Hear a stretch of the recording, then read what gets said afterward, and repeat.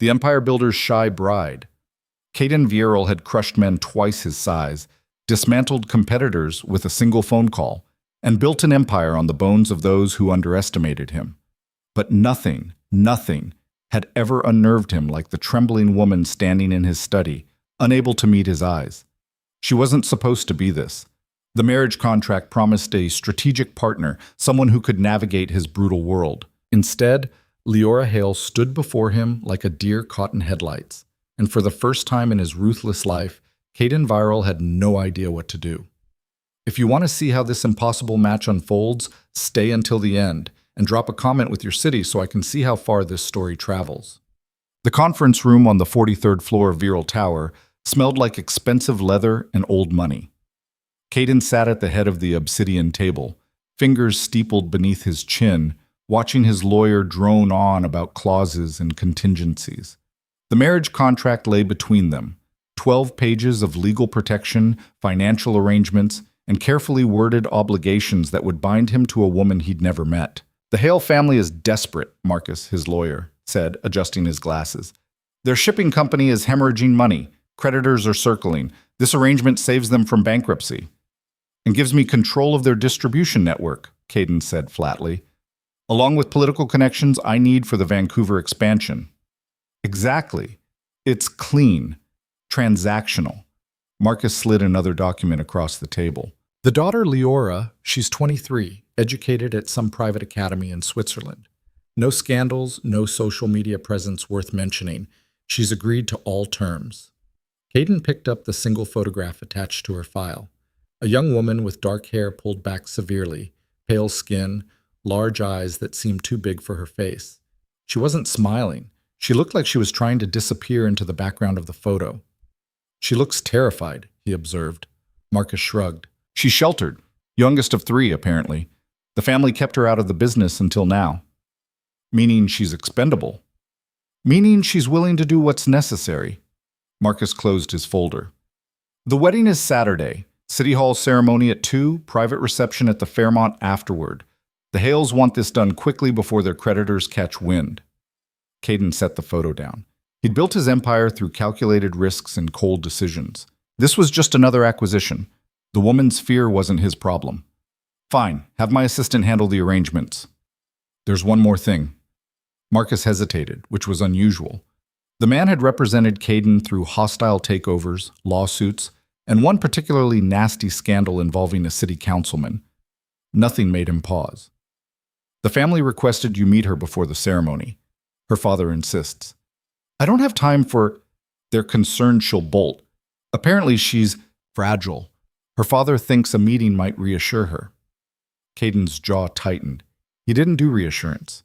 He did results. Thursday, he said curtly. 1 hour. My office. Marcus nodded and gathered his papers. After he left, Caden stood at the floor-to-ceiling windows overlooking the city. Rain hammered against the glass, turning downtown into a blur of gray and steel. Somewhere down there, Leora Hale was probably panicking about marrying him. Good. Fear kept people honest. Thursday arrived with more rain. Caden's assistant, Jennifer, appeared in his doorway at precisely 2 o'clock, her expression carefully neutral. Mr. Hale and his daughter are here. Send them in. Sir, I should mention, the daughter seems very nervous. She barely spoke during the elevator ride. Caden didn't look up from his computer.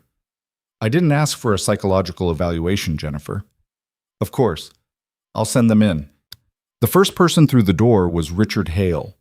Tall, gray-haired, with the defeated look of a man who'd watched his life's work crumble.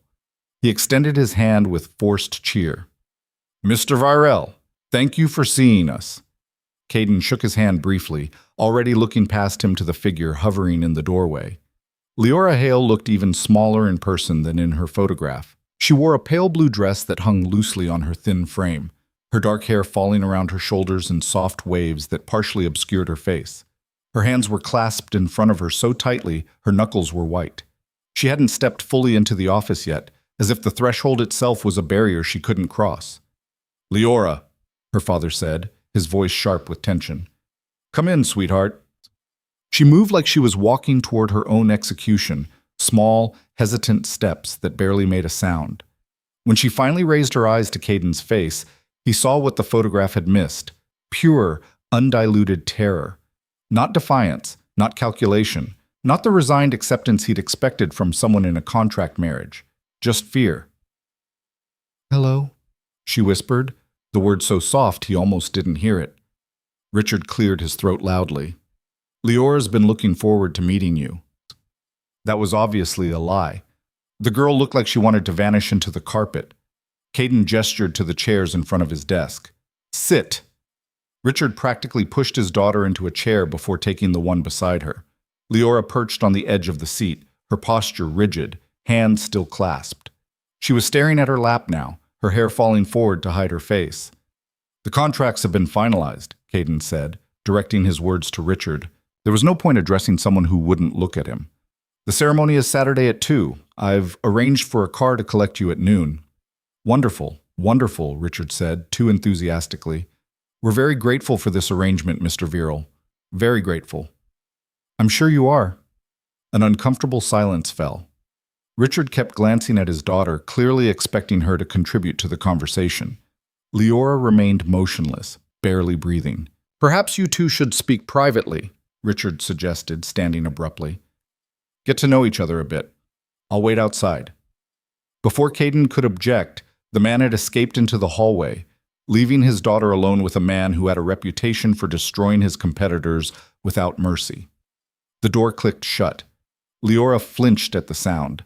Caden leaned back in his chair, studying her. She was shaking, barely perceptible tremors that ran through her shoulders. Her breathing was shallow, rapid. If he'd been a different man, he might have felt guilty. "You can look at me," he said. "I'm not going to hurt you." She didn't move. "Leora." Her name seemed to startle her. She lifted her head just enough that he could see her eyes, dark brown, wide with panic. She met his gaze for perhaps 2 seconds before dropping it again. "I don't bite," he tried, aiming for something approaching humor. "I'm sorry," she whispered. "For what?" I'm not what you expected." He couldn't argue with that. "What did your father tell you about this arrangement?" "That it would save the company, save our family." "And you agreed?" "Yes." "Why?" Her hands tightened in her lap. "Because they needed me to." Not because she wanted to, not because she saw an opportunity, because someone had told this terrified girl that her family's survival depended on her marrying a stranger, and she'd said yes. Caden had crushed men who made stronger impressions than this. He'd negotiated with CEOs who walked into meetings with more confidence than Leora had sitting in his office. This wasn't the sharp, composed partner his lawyer had promised. This was a disaster. "Do you understand what you've agreed to?" he asked, keeping his voice level. "A marriage, for business purposes. A marriage in name only, separate residences if you prefer. Limited public appearances. I need someone who can attend events, present a certain image. That's all." She nodded, still not looking at him. "I'm not interested in a real marriage," he continued, more harshly than he intended. "I don't have time for emotional complications. This is a contract. Nothing more." "I understand." But she didn't. He could see it in the way her shoulders hunched, in the trembling that hadn't stopped. She understood the words, but not the reality. She'd agreed to something she had no capacity to handle. He should call it off. Tell Richard to find another solution to his financial problems. This girl would break the first time she had to stand beside him at a business dinner. But the Vancouver deal depended on the connections her family's name would bring. And Caden Varel didn't back out of agreements. "Saturday," he said flatly. "City Hall. 2 o'clock. Don't be late." She nodded quickly, standing so fast she nearly knocked her chair over. "Thank you, Mr. Varel." "Caden, you'll be my wife. Use my first name." "Caden," she repeated, the word barely audible. Then she fled toward the door, her movements quick and graceless in her desperation to escape. Richard appeared immediately, all false cheer again. "Wonderful to meet you, Mr. Viral. We'll see you Saturday." Caden watched through the glass wall as they crossed to the elevators. Leora had wrapped her arms around herself, making herself smaller. Richard was talking urgently, his expression stern. She nodded at whatever he was saying, looking more miserable with each word. Jennifer appeared at his elbow. "That went well." "She's terrified." Yes, sir, I noticed. This is going to be a disaster.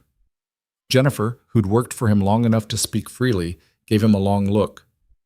Maybe she just needs time to adjust. Time won't fix that level of fear. She could barely speak. You have that effect on people. He shot her a sharp glance.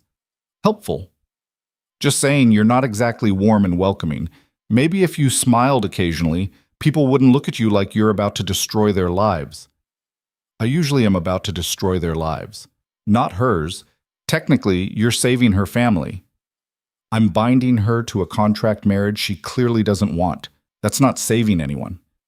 Jennifer shrugged. Too late now. Wedding's in 2 days. She was right. The contracts were signed, the arrangements made. Whatever doubts he had about Leora Hale's ability to survive in his world were irrelevant now. He'd deal with the consequences after the ceremony. Saturday arrived with clear skies, which felt like a cosmic joke. Caden stood in the small room at City Hall, adjusting his cufflinks for the third time. He'd worn a simple dark suit, no tuxedo, no flowers, none of the traditional wedding nonsense. This wasn't that kind of ceremony. Marcus appeared at his elbow. They're here. Father, mother, 2 brothers, and the bride. How does she look? Like she's about to pass out. Fantastic. The ceremony room was small, impersonal. White walls, cheap carpet, a desk where the justice of the peace waited with paperwork. Caden took his position, hands clasped in front of him, and waited. The Hale family entered first. Richard and his wife, Eleanor, a thin woman with worried eyes who kept glancing toward the door. The 2 brothers, both older than Leora, both wearing the same stiff expression that said they knew exactly what they'd done to their sister. Then Leora appeared, and Caden's chest tightened in a way that had nothing to do with anger. She wore white, a simple dress, elegant but understated, with long sleeves and a high neckline that covered almost everything. Her hair was pulled back, revealing a face so pale she looked ill. She clutched a small bouquet of white roses so tightly the stems were probably cutting into her palms. Her eyes were red. She'd been crying. Their gazes met across the small room, and for a moment he saw something flicker in her expression. A desperate, silent plea that said, please don't make me do this. But she walked forward anyway, small, hesitant steps that brought her to his side. Hello, she whispered. Leora. The justice of the peace cleared his throat. Shall we begin? What followed was a blur of words Caden barely registered. He said, I do, when prompted. Leora's voice cracked on hers, so quiet everyone had to lean forward to hear. Rings were exchanged. Simple gold bands that felt cold against his skin. He signed the certificate with a flourish. Leora's signature was shaky, barely legible. You may kiss the bride. Leora's eyes went wide with panic.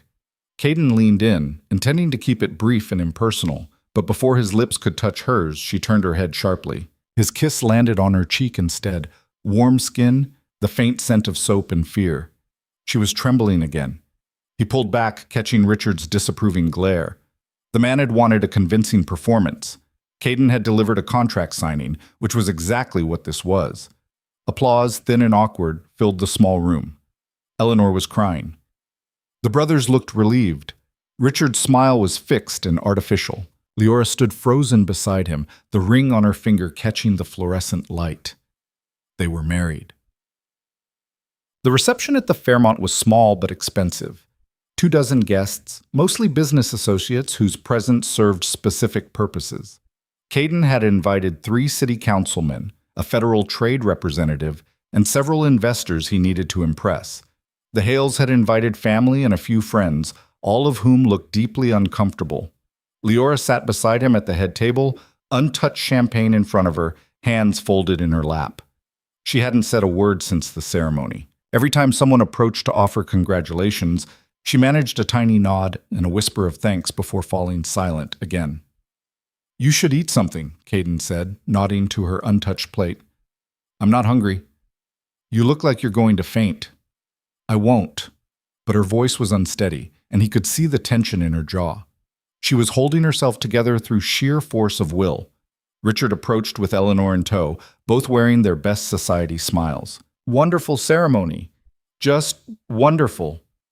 Yes, Eleanor added, her eyes lingering on her daughter with something that might have been guilt. "You both looked lovely." Leora said nothing. "We should discuss the living arrangements," Richard said, addressing Caden directly. "Leora's belongings are packed. We assumed she'd move to your penthouse tonight." "That wasn't discussed." "Well, you're married now, surely." "We'll figure it out." Caden's tone made it clear the conversation was over.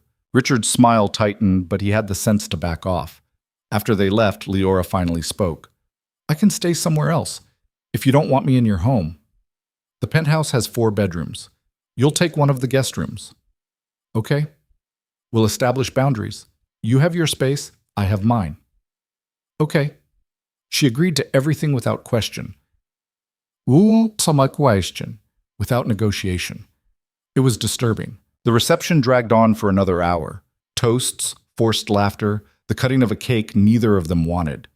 Caden endured it with his usual cold efficiency, playing the role of the satisfied groom. Leora sat beside him like a ghost, pale and silent and utterly miserable. Finally, mercifully, it ended. They stood outside the hotel, rain starting to fall again, as his driver pulled up with the black SUV. Caden held the door open. Leora climbed in without a word, pressing herself against the far side of the vehicle, as far from him as possible. The drive to his penthouse was silent, except for the rain hammering the roof. Leora stared out the window, her reflection a pale blur in the glass. Her hands were twisted together again, that constant nervous gesture that seemed to be her default state. "I'm not what you wanted," she said suddenly, still looking out the window. "No," he agreed, because there was no point lying. "You're not. I'm sorry. Stop apologizing. I don't know how to be what you need." "Then don't try. Just exist. Show up when required. That's all I'm asking." She finally turned to look at him, and the raw vulnerability in her expression caught him off guard. "What happens tonight?" The question hung between them, heavy with implications. Caden understood what she was asking, what she feared. "Nothing," he said firmly. "You go to your room, I go to mine. The contract doesn't require anything beyond legal marriage." Relief flooded her face, so intense it was almost painful to witness. "Thank you. Don't thank me for basic decency." But she looked at him like he'd just saved her life, and that realization settled uncomfortably in his chest. She'd been terrified that he'd force something she wasn't ready for, that he'd treat the marriage contract as an excuse for cruelty. What kind of world had she lived in that made her expect that? The elevator ride to the penthouse was silent. Caden unlocked the door and gestured for her to enter first. She stepped inside carefully, looking around with wide eyes at the space that was now technically hers too. Sleek, modern furniture, floor-to-ceiling windows with views of the city, expensive art on the walls that he'd purchased because his decorator said it was a good investment. "Your room is down that hall, second door," he said. "Your things should already be there. Jennifer had them delivered this afternoon." Leora nodded, still taking in the space. "Kitchen's through there. Help yourself to anything. I'm not here most mornings. I leave by 6. If you need anything, Jennifer's number is on the fridge." "Okay." "Bathroom's attached to your room. Lock works from the inside."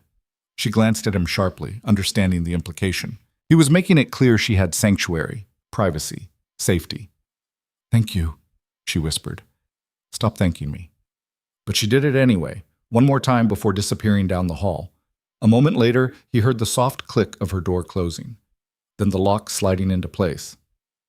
Caden poured himself a scotch and stood at the windows, looking out at the city lights blurred by rain. Somewhere in the guest bedroom, his new wife was probably crying or panicking or trying to figure out how she'd ended up in this situation. He should feel satisfied. The contract was fulfilled, the connection secured, the Vancouver deal could move forward. Instead, he felt like he'd just committed some unnamed crime. His phone buzzed. "Marcus. Congratulations. Contract is officially executed. I'll have the amended business filings ready Monday." Right. This was business. Nothing more. He finished his scotch and headed to his own room, trying to ignore the fact that having another person in his space felt fundamentally wrong. He'd lived alone for years, preferred it that way. No one to account to. No one to consider. Now there was a terrified girl sleeping down the hall, bound to him by law and circumstance. Caden lay awake for hours staring at the ceiling, trying to convince himself this was just another calculated move in his empire building. But all he could see was Lior's face when he'd told her nothing would happen tonight. That overwhelming relief, as if he'd offered her salvation instead of basic human decency. He'd built his reputation on being ruthless, uncompromising, the man who did whatever it took to win. Tonight, for the first time in his career, winning felt an awful lot like losing. Caden woke at 5:30, as always. He went through his morning routine, shower, coffee, check emails, on autopilot, trying not to think about the person sleeping in his guest room. By 5:50, he was dressed and ready to leave. The door to Leora's room was still closed. Good. He didn't want to deal with awkward morning-after conversations. This was easier. He left for the office, dove into work, and spent the day in back-to-back meetings that required his full attention. It wasn't until Jennifer appeared at 6 with his dinner order that he thought about Leora again. "Did you eat?" Jennifer asked, setting down containers of Thai food. "I'll eat now." "I meant at home. This morning. With your wife." He gave her a flat look. "I left before she woke up." "Caden? What?" "I told her I leave early." Jennifer shook her head. "You can't just ignore her existence." "I'm not ignoring her. I'm giving her space. Space is good. Abandonment is bad. There's a difference." He opened a container, suddenly not hungry. "She was terrified yesterday. Of me. Of the whole situation. The kindest thing I can do is stay away." "Or," Jennifer said carefully, "you could try talking to her, like a human being." "I don't do small talk." "I'm aware. But she's your wife now. You're going to have to interact eventually. Might as well start building something, even if it's just tolerance." She had a point, much as he hated admitting it. If Leora remained this terrified, she'd be useless at the events where he needed her to appear composed and confident. And if she was going to live in his penthouse, this level of tension wasn't sustainable. "Fine," he said. "I'll try harder." "Revolutionary." "Don't push it." Jennifer smiled and headed for the door. "By the way, I had groceries delivered to your place. Your fridge had beer and takeout containers. Not exactly welcoming for a new bride." After she left, Caden sat at his desk, staring at the containers of food, and acknowledged an uncomfortable truth. He had no idea how to handle this situation. Business negotiations, hostile takeovers, complex deals, those he understood. Managing the emotions of a terrified young woman who'd been sacrificed to save her family? Completely outside his expertise. He left the office at 8, which was early for him. The penthouse was dark when he entered except for a single light in the kitchen. Leora sat at the counter wearing soft clothes, leggings and an oversized sweater, with a cup of tea cradled in her hands. She looked up when he entered, startled, like she'd been caught somewhere she shouldn't be. "Sorry," she said immediately. "I didn't know when you'd be back. I can go." "It's your home now, too. You don't need to apologize for being in the kitchen." She nodded, but didn't relax. Caden set down his briefcase and moved to the fridge, pulling out one of the beers Jennifer had criticized. He popped it open and leaned against the counter, maintaining distance. Did Jennifer's grocery delivery include actual food? Or did she just stock the fridge with things she thinks I should eat? A tiny hint of a smile ghosted across Leora's face. "There's a lot of vegetables, and yogurt, and something called quinoa." She's trying to save me from myself. It's nice that she cares. She's meddling. Still nice. They fell into silence. Leora sipped her tea, eyes downcast again. Her hair was loose around her shoulders, damp like she'd just showered. Without the formal dress and severe styling from the wedding, she looked younger, more vulnerable. "Did you eat today?" he asked. "Yes, I made eggs. I hope that's okay." "Leora, you can eat whatever you want. You don't need my permission." "Okay." But she said it like she didn't quite believe him. He tried again. "Did your things get put away? Is the room acceptable?" "It's beautiful. Too nice, really. I don't need that much space." "There are 3 other guest rooms if you want to try those too. Take your pick." This time her smile was a bit stronger. "I think 1 is enough." Progress. Tiny, almost imperceptible, but progress. "I'm not usually home for dinner," he said. "But you're welcome to eat out here if you prefer. Don't feel like you have to hide in your room. I'm not hiding. You're isolating. There's a difference, but not much of one. She looked at him then, really looked at him, and he saw the question in her eyes before she asked it. Why are you being nice to me? Would you prefer I wasn't? No, I thought you'd be different, harder. I am hard. I'm a bastard in business. Ask anyone. But not to me. You haven't given me a reason to be. He took a long drink. You're not a business rival. You're not trying to screw me over. You're just here. Because your family forced you into an impossible situation. Her hands tightened on the cup. They didn't force me. I chose. No, you didn't choose. You sacrificed yourself. There's a difference.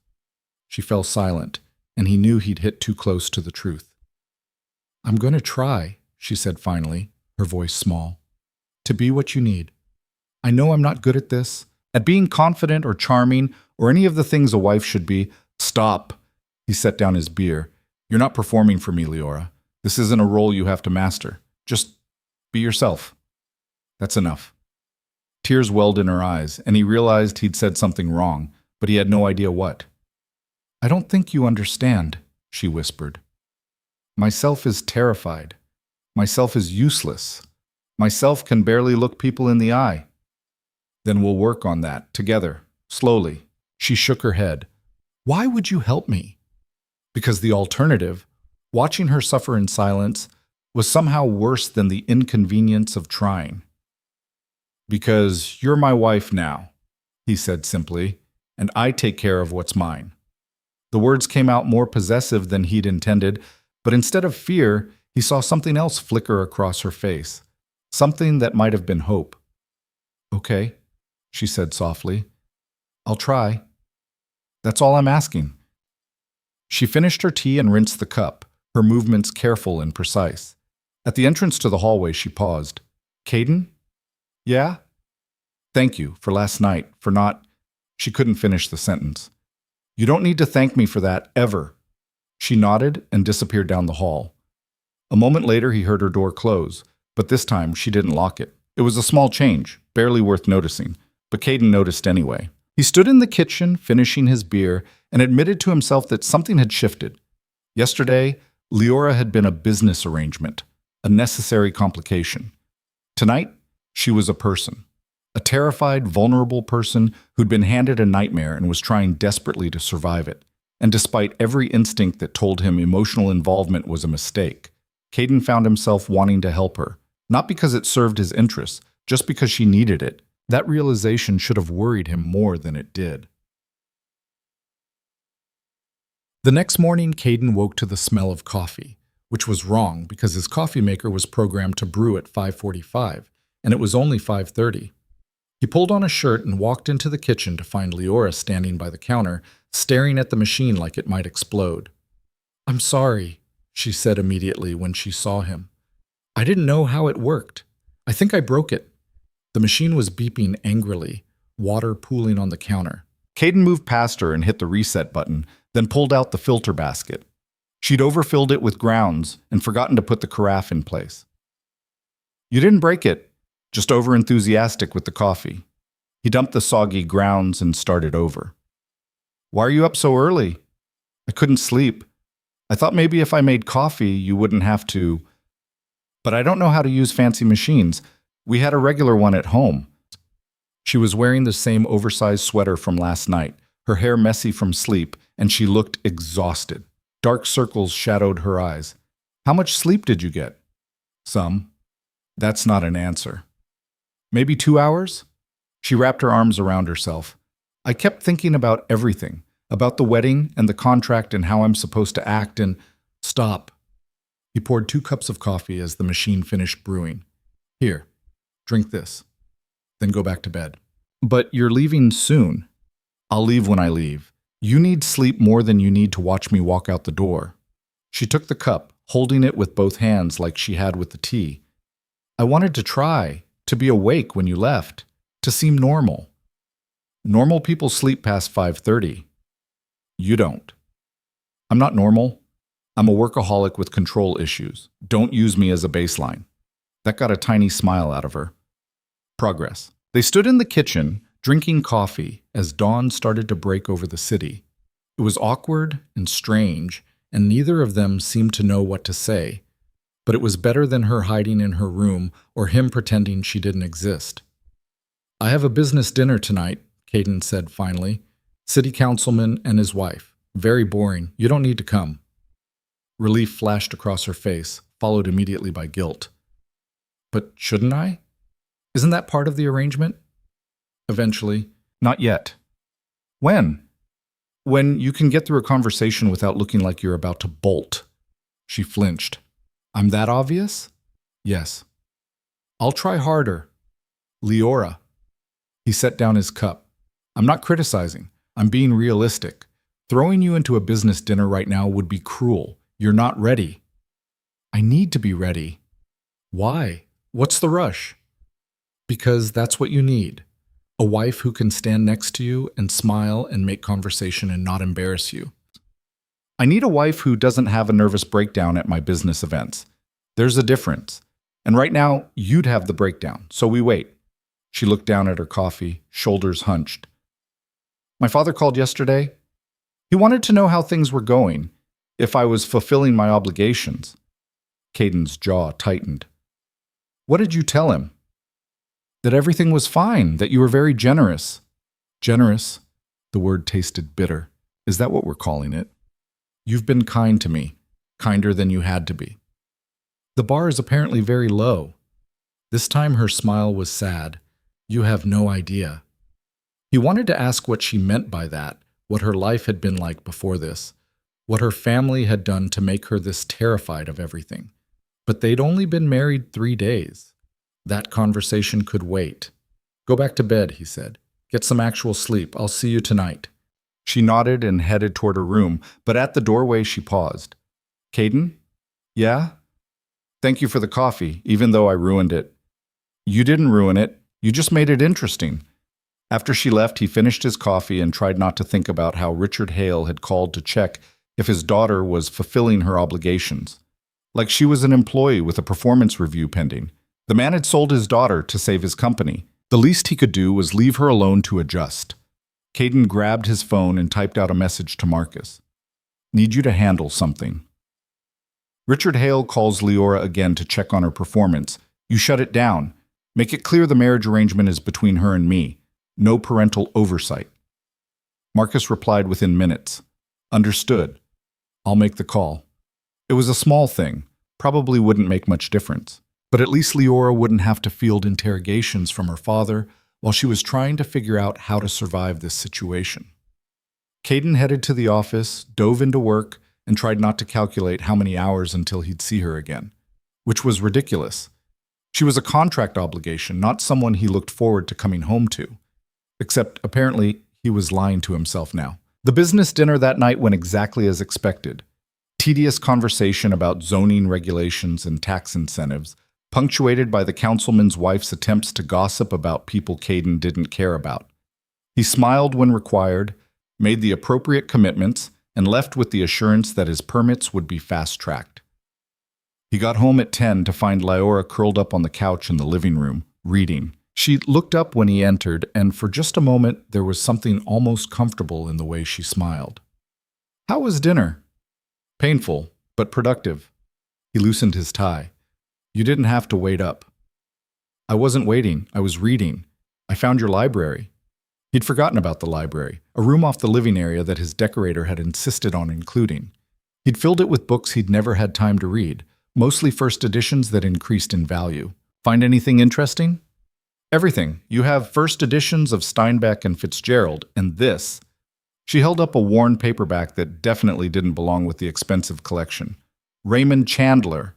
This one's been read so many times the spine is broken." He'd forgotten about that book. It had belonged to his father, one of the few things he'd kept after the man died. "That one's personal," he said. "I can tell. It's the only book in there that looks loved instead of displayed." She set it down carefully. "I won't read it if you don't want me to." "It's fine. Read whatever you want." She pulled her knees up to her chest, the book balanced on them. "Did you actually read all of those, or are they just for show?" "Mostly for show. I don't have time to read." "That's sad." "That's reality." "Still sad." She tilted her head, studying him. You work all the time. When do you, I don't know, live? Work is living. That's not living, that's existing. Coming from anyone else, it would have sounded judgmental. From Leora, it just sounded concerned. I built an empire, he said. That required sacrifices. Like reading? Like a lot of things. She was quiet for a moment, then, can I ask you something? Depends on the question. Why did you agree to this marriage? You could have found another way to get what you needed, another business deal, another alliance. Why tie yourself to someone like me? It was a fair question, one he'd asked himself a few times over the past 3 days. Your family's connections opened doors I couldn't access otherwise. The shipping routes, the political relationships, the social credibility. It was efficient. So I'm efficient. You're an asset. She flinched and he realized how that sounded. I didn't mean, no, you're right. That's what I am. An asset in a transaction. She stood up, clutching the book. I should go to bed. You probably have work to do. Leora. But she was already walking away, her shoulders tense, and he knew he'd screwed up. He'd reduced her to a business term when she'd been trying to have an actual conversation. He poured himself a scotch and stood at the windows, watching the city lights and wondering when he'd become so bad at basic human interaction that he couldn't talk to his own wife without making her feel worthless. The answer probably was that he'd always been this bad. He'd just never cared before. Now, for reasons he didn't want to examine, he cared. The next morning, he found a note on the kitchen counter in careful handwriting. Thank you for letting me read your books. I'm sorry for pushing. L. She was apologizing for asking a reasonable question, for trying to understand him. Caden crumpled the note and threw it in the trash, then immediately regretted it and fished it back out. He smoothed it flat and tucked it into his pocket, then grabbed his phone. Jennifer, clear my schedule Friday night. Personal matter. She replied, Everything okay? Fine. Just need the time. He had no idea what he was going to do with that time, but he knew that if he kept handling Leora the way he'd been handling business negotiations, this arrangement would fall apart before it even started. And despite every rational argument for why that would be easier, he found himself wanting to prevent it. The rest of the week fell into an uneasy rhythm. Caden left early for work. Leora spent her days doing things he could only guess at. Reading, mostly, based on the steady rotation of books moving through the living room. Sometimes he'd come home to find her cooking simple meals in the kitchen. Other times she'd already retreated to her room. They'd have brief, stilted conversations that felt like two people learning a foreign language together. Thursday night, he came home to find her sitting on the floor of the library, surrounded by books, wearing reading glasses he hadn't known she needed. There's a perfectly good chair 3 feet away, he said. She looked up, startled. The floor is more comfortable. The floor is hardwood. I like it. She gestured to the stacks around her. I'm organizing by genre. Your decorator just put them by color and size, which is insane. He looked at the shelves, which had previously been arranged in aesthetically pleasing gradients. Now books were pulled everywhere, sorted into messy piles. That's going to take forever. I have time. She pushed her glasses up her nose. Unless you want me to stop? No. Do what you want with them. She smiled, and it was the first real smile he'd seen from her. Not cautious or apologetic, just genuinely pleased. It transformed her face, made her look younger and less haunted. I'll fix it by the weekend, she promised. Take your time. He left her to her organizing and went to his office, but found himself distracted by the sound of her moving around in the library, humming softly to herself. It was strange having someone else in his space. Strange, but not entirely unpleasant. Friday arrived with rain again, as if the city was determined to match the mood of this entire situation. Caden finished work at 5, unheard of for him, and stopped at a restaurant on the way home to pick up actual dinner instead of his usual takeout. Leora was in the library when he arrived, still organizing, now wearing sweatpants and one of his old t-shirts that she must have found in the laundry room. It was huge on her, hanging almost to her knees. That's my shirt, he said. She froze. I'm sorry, I didn't have anything comfortable and I found it and I thought, I'll wash it, keep it. It looks better on you anyway. That clearly flustered her. I can give it back. Leora, keep the shirt. He held up the bag of food. I brought dinner, real dinner, not takeout containers. You interested? She looked at him like he'd just suggested something radical. You want to have dinner? Together? That's generally how meals work. But you never eat here. You're always working. Tonight I'm not. He headed to the kitchen and started unpacking containers. Italian food from a place Jennifer had recommended. Pasta, salad, bread that was still warm. Come on, before it gets cold. She followed slowly, watching him set plates on the counter like she was waiting for the catch. What's the occasion? She asked. Does there need to be one? You cleared your schedule. Jennifer told me when she dropped off groceries. She said you never clear your schedule. Jennifer talks too much. She cares about you. She meddles. He poured wine for both of them. Sit, eat. Stop looking at me like I'm planning something. Leora sat, but the suspicion didn't leave her eyes. Are you planning something? Yes. I'm planning to eat dinner with my wife. Radical concept. She picked up her fork but didn't eat yet. Why? Because I've been an ass. Because I called you an asset and made you apologize for asking a legitimate question. Because we're stuck in this situation together, and I'd prefer it not be miserable for both of us. It's not miserable. You're terrified of me most of the time. That's miserable. I'm not terrified of you. He gave her a flat look. Okay, maybe a little, she admitted, but less than before. You haven't been what I expected. What did you expect? She was quiet for a moment, pushing pasta around her plate. My father told me you were ruthless, that you destroyed competitors and ruined companies without hesitation, that I needed to be perfect, or you'd make our family suffer. Caden's hand tightened on his fork. He said that? He wanted me to understand the stakes. He wanted you terrified so you'd comply. It worked. That's not a good thing, Leora. She finally took a bite of food, chewing slowly. I know that now. But when he first told me about the marriage, all I could think about was the stories. About you buying companies and firing everyone. About lawsuits and intimidation tactics. About people who crossed you and regretted it. Some of those stories are true. I know. But you're not like that with me. You haven't given me a reason to be. Neither did those other people, probably. They just got in your way. She wasn't wrong. Caden had destroyed businesses and reputations for far less than actual betrayal. He'd done it because it was efficient, because it sent a message, because in his world, mercy was weakness. I'm not proud of everything I've done, he said finally, but you'd do it again. Probably. She studied him, and he had the uncomfortable feeling she was seeing past the careful walls he'd built. You're complicated. I'm practical. You're both. She took another bite. This is really good, by the way. Where's it from? Little place in North Beach, Jennifer's recommendation. Jennifer has good taste. Jennifer's annoyingly competent. Leora smiled at that, and some of the tension eased. They ate in silence for a few minutes, and it was almost comfortable. The kind of quiet that didn't demand filling. Can I ask you something? Leora said eventually. You're going to anyway.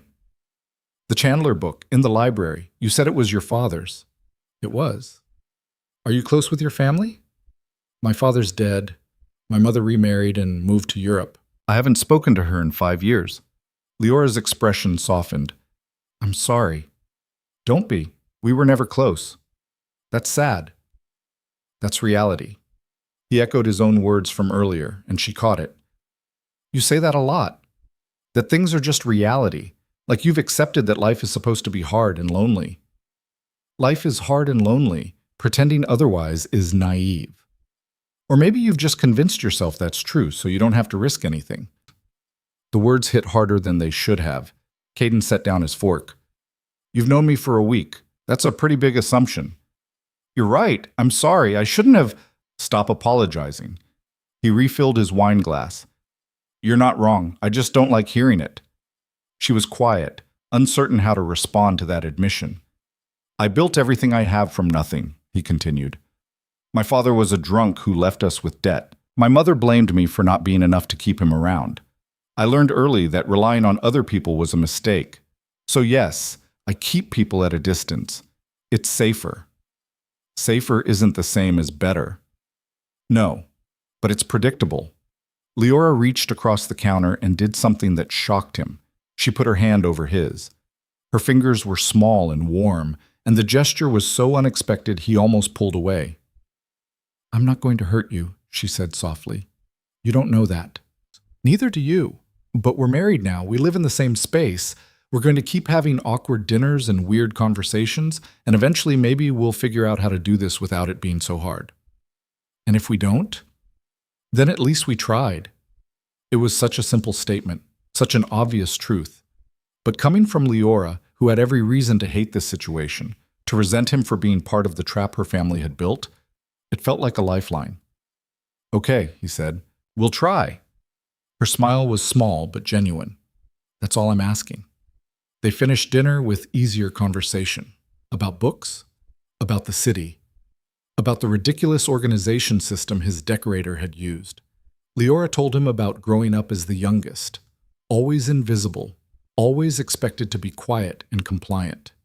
Caden told her about building his first company with borrowed money and sheer stubbornness. By the time they cleared the dishes, something had shifted. Not friendship exactly, not romance, but something closer to understanding. "I have a charity gala next month," Caden said as they loaded the dishwasher. "Big event, lots of press. I'll need you there."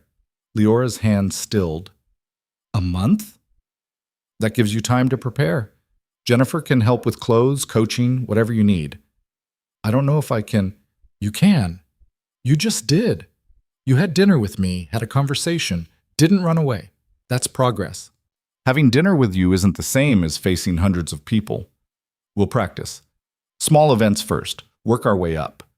She looked terrified again, and he hated that he'd put that expression back on her face. "Leora, I won't throw you to the wolves. I'll be with you the whole time. If it gets too much, we leave. No judgment." "You promise?" "I promise." She nodded slowly. "Okay, I'll try. That's all I'm asking." It was the same thing she'd said to him earlier, and her smile told him she'd caught the echo. After she went to bed, Caden sat in the library, looking at the half-organized shelves. She'd grouped the mysteries together, the literary fiction, the histories. The Chandler book sat on top of the mystery pile, worn and familiar. He picked it up and opened it to the first page, where his father had written his name in fading ink. He hadn't looked at this book in years, hadn't wanted to, but Leora had noticed it, had recognized that it was different from all the showpiece volumes, had seen something worth preserving. Maybe she was right. Maybe keeping everything at a distance wasn't safer. Maybe it was just lonelier. Caden closed the book and set it back on the pile, then headed to his room. Tomorrow they'd start actually building something that resembled a functional marriage. Tonight, at least, they'd made a start. The following weeks passed in gradual increments. Caden started coming home earlier, 6 instead of 8, 7 instead of 9. Leora started emerging from her room more often, cooking meals that they'd eat together at the kitchen counter, talking about their days.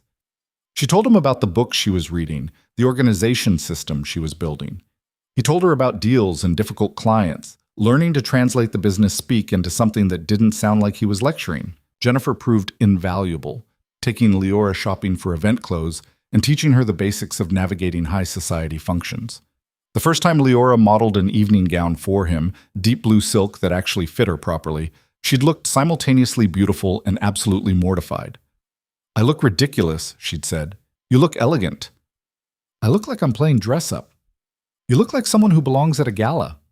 She hadn't believed him, but she'd kept the dress. They started small, a dinner with one of Caden's business partners and his wife at a quiet restaurant. Leora had been terrified, barely speaking, but she'd made it through the evening without fleeing.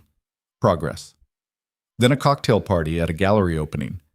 Leora had stayed close to his side, one hand gripping his arm like a lifeline, but she'd managed brief conversations with 3 different people. More progress. The charity gala loomed closer, and with it, Leora's anxiety grew. She started sleeping less again, the circles under her eyes darkening.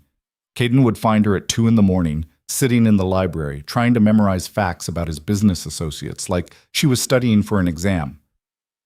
"You don't need to memorize anything," he told her one night, finding her surrounded by notes. "Just be yourself." "Myself is a stammering mess. Yourself is getting better every day. Not fast enough. He sat down beside her on the floor. When had he started sitting on the floor? And took the notes out of her hands. You're putting too much pressure on this. It's important to you. You're important to me. The words came out before he could stop them, and they both froze. Because that was true, somehow. At some point over the past 6 weeks, Leora had stopped being a contract obligation and become something else. Someone he looked forward to seeing. Someone whose opinion mattered. Someone important. I don't want to disappoint you, she whispered. You won't. You don't know that. Yes, I do, because you keep trying. Because you haven't given up even though this whole situation is unfair.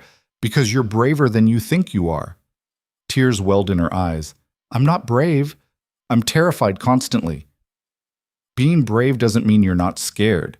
It means you do it anyway. She leaned against his shoulder, tentative, testing. And when he didn't pull away, she relaxed into him. They sat like that for a long time, surrounded by her anxious notes and his expensive books.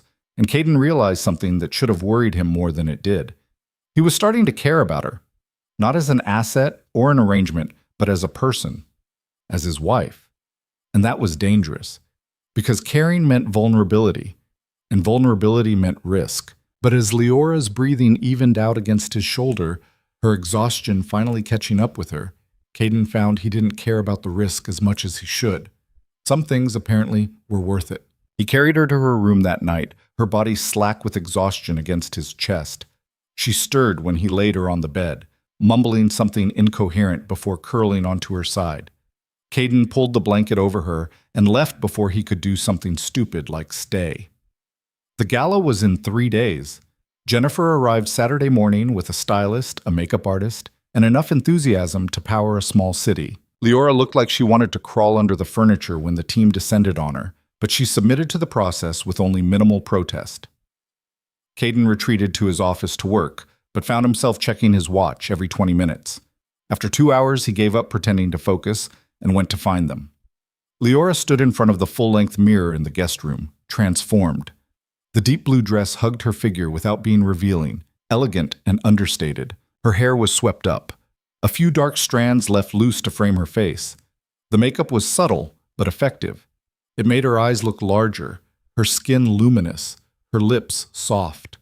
She looked beautiful and absolutely miserable. I can't do this, she said when she saw him in the mirror.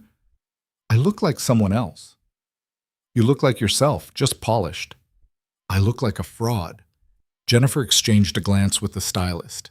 We'll give you two a moment. After they left, Caden stepped closer. Leora wouldn't meet his eyes in the reflection. What's really going on? He asked. I'm going to ruin this for you. I'm going to freeze up or say something stupid or trip in these heels and everyone will see that I don't belong in your world. My world is ruthless business deals and corporate warfare. Nobody belongs there. We all just pretend. You don't pretend. You dominate. That's different. He touched her shoulder, gently turning her to face him instead of the mirror. Look at me. She did, reluctantly. You're not going to ruin anything. And even if something goes wrong, if you trip or stumble over words or need to leave early, it doesn't matter. None of those people matter. They matter to your business. Business is business. It'll survive one imperfect gala appearance. But your reputation. My reputation is built on results, not perfect social events.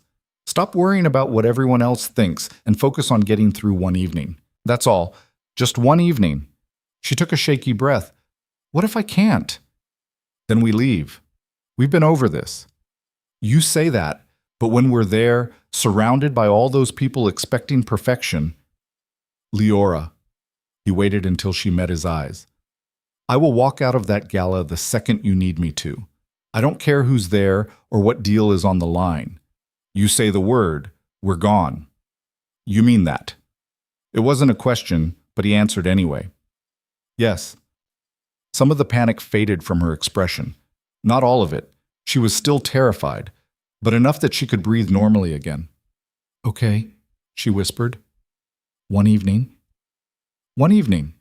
Jennifer returned with champagne, insisting they toast to success. Leora took tiny sips, still looking uncomfortable in the dress and heels, but she managed to smile when the stylist complimented her. After they left, she changed back into her comfortable clothes, leggings and that same borrowed t-shirt, and Caden found her in the library again, reorganizing the biography section. "You know you don't have to finish this before the gala," he said. "I need something to do with my hands, or I'll go crazy thinking about Tuesday." He sat in the chair this time, watching her work. She'd gotten more comfortable around him over the past weeks, less likely to apologize for existing, more willing to speak her mind. It was gradual, almost imperceptible day to day, but looking back at the terrified girl from the wedding, the change was significant. "Can I ask you something?" she said, not looking up from the books. "You're going to anyway." She smiled at that. It had become their pattern. "When did you decide to stop hating this arrangement?" "I never hated it." "You resented it, I could tell." "I resented the complication. I don't do well with things I can't control." "And now?" Now was complicated. Now involved feelings he wasn't ready to examine. Now meant admitting that somewhere between the disastrous wedding and tonight, his carefully controlled life had been upended by a shy woman who organized books and wore his old t-shirts and made him want to be someone better. "Now is different," he said carefully. "Different how?" "Just different." She turned to look at him, books forgotten. "That's not an answer." "It's the only one I have right now."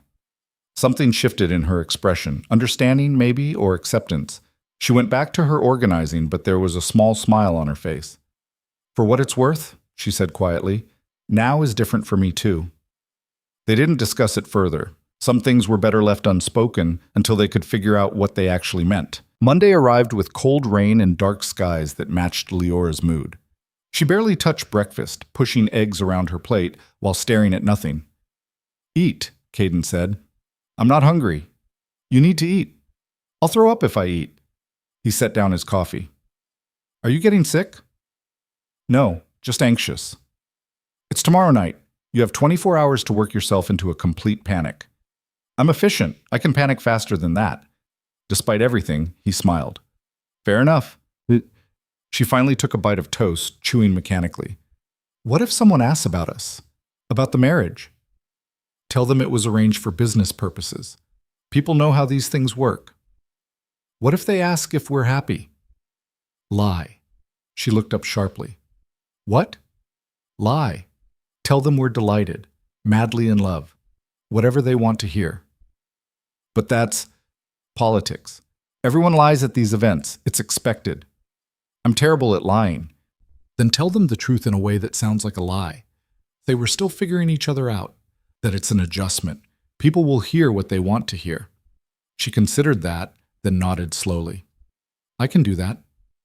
"You can do all of it. Stop doubting yourself." "Easy for you to say. You're not the one everyone will be judging." "They'll judge both of us. They always do. I just stopped caring what they think." "How?" "Practice, and realizing that their opinions don't pay my bills."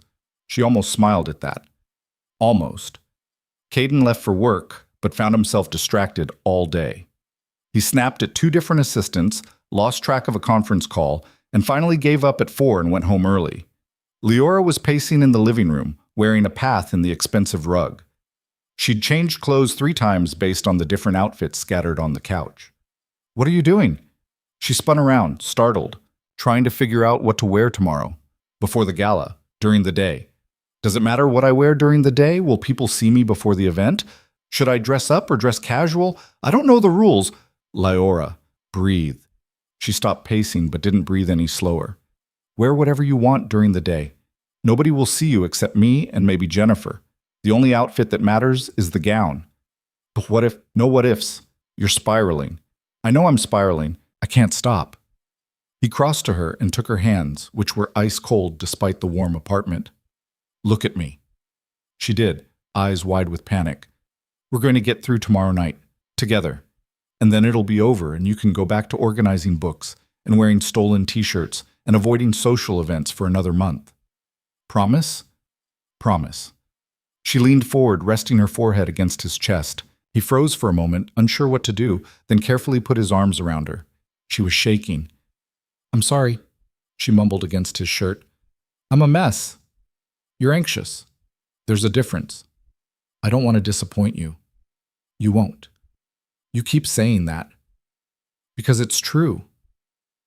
They stood like that for a long moment, her breathing gradually slowing to match his.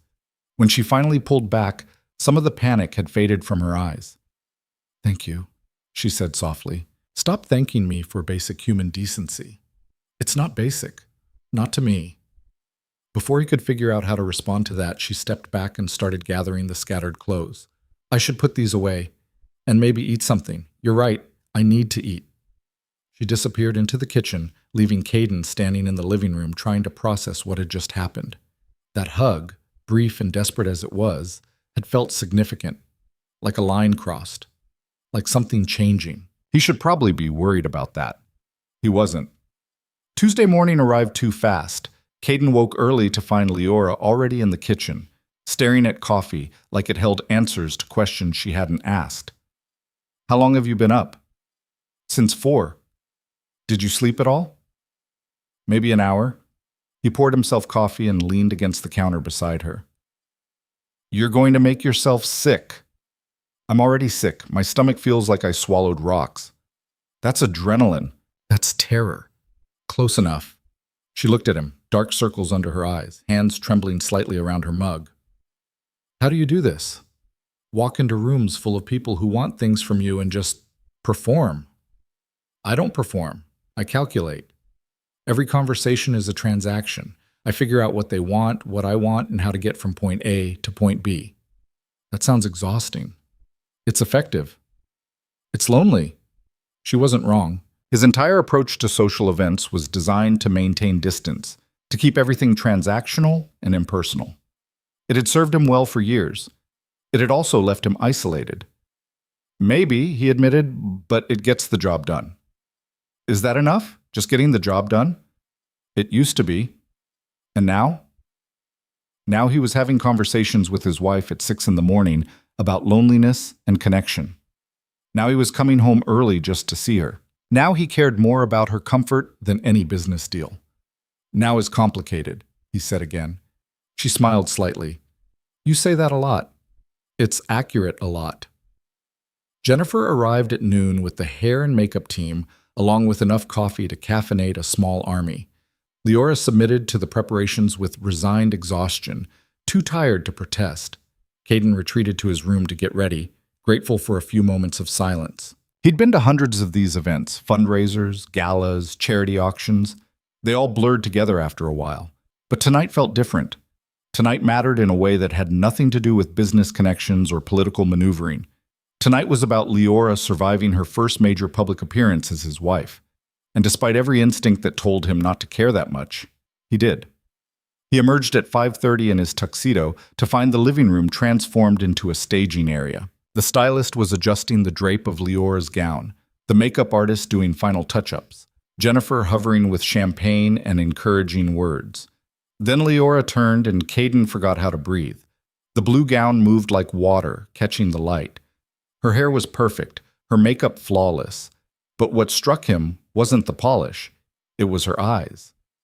Despite the fear still visible there, despite the way her hands were clasped tightly in front of her, there was something else. Determination, resolve. She was terrified, but she was going to do this anyway. You look beautiful, he said. She blushed, the color visible even through the makeup. You have to say that. I don't have to say anything. You look beautiful. Jennifer cleared her throat. The car's here. You two should head down. The ride to the hotel was silent. Leora stared out the window, one hand gripping the door handle so tightly her knuckles were white. Caden wanted to say something reassuring, but everything that came to mind sounded hollow. As they pulled up to the entrance, camera flashes erupted. The event had press coverage. Of course it did. Caden had forgotten to warn her. There are photographers, Leora said, her voice tight. They'll take pictures as we walk in. Just stay next to me. Smile if you can. It'll be over in 30 seconds. 30 seconds. That's all. The driver opened the door. Caden stepped out first, then offered his hand to Leora. She took it, her palm damp with nervous sweat, and emerged from the car with careful grace. The flashes intensified. Leora's grip on his hand became painful, but she didn't freeze. She walked beside him up the red carpet, her smile small and uncertain, but present. Questions were shouted. About the marriage, about business, about her dress. But Caden ignored them all, keeping his hand firmly in hers, guiding her through the chaos. Then they were inside, the noise cutting off as the doors closed behind them. Leora let out a shaky breath. That was awful. You did great. I barely remembered to smile. But you did. That's what matters. The ballroom was already filling with guests, men in tuxedos, women in evening gowns, everyone wearing their best society masks. Caden recognized half the room, business associates, city officials, competitors. They all turned to look as he and Leora entered. Her hand tightened in his again. One step at a time, he murmured. We'll do a lap of the room, say hello to a few key people, then find somewhere to breathe. Okay. They moved into the crowd, and the performance began. Caden introduced Leora to a city councilman and his wife, who gushed about the wedding they hadn't attended. Leora managed brief pleasantries, her responses quiet but coherent.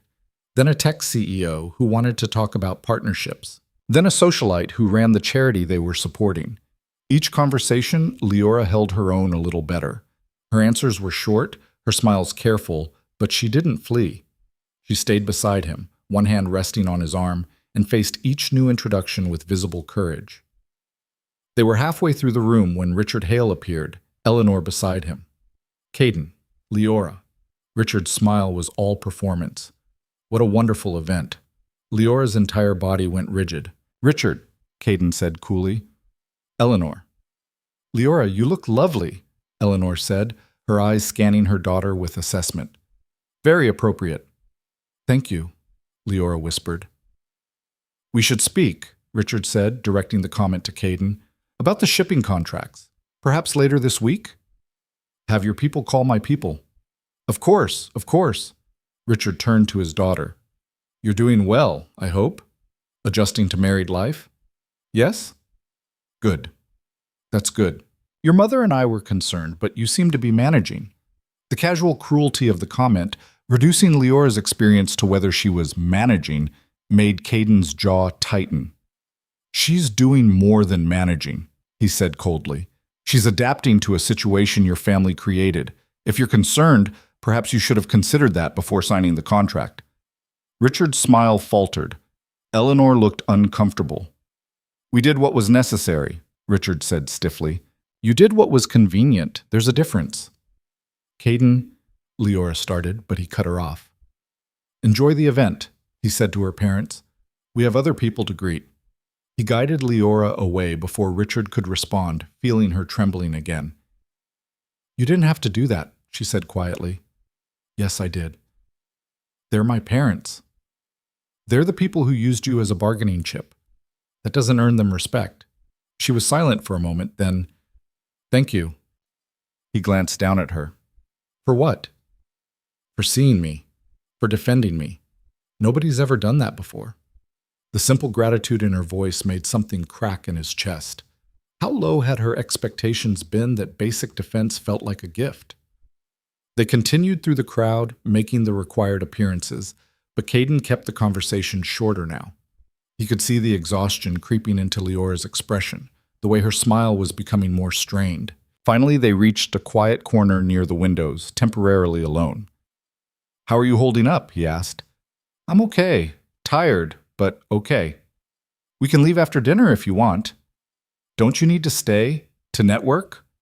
I need you to survive this more than I need another business card. She leaned against him slightly, a gesture that was becoming familiar. Can we stay a little longer? I want to prove I can. You've already proved it. To myself, I mean. He understood that.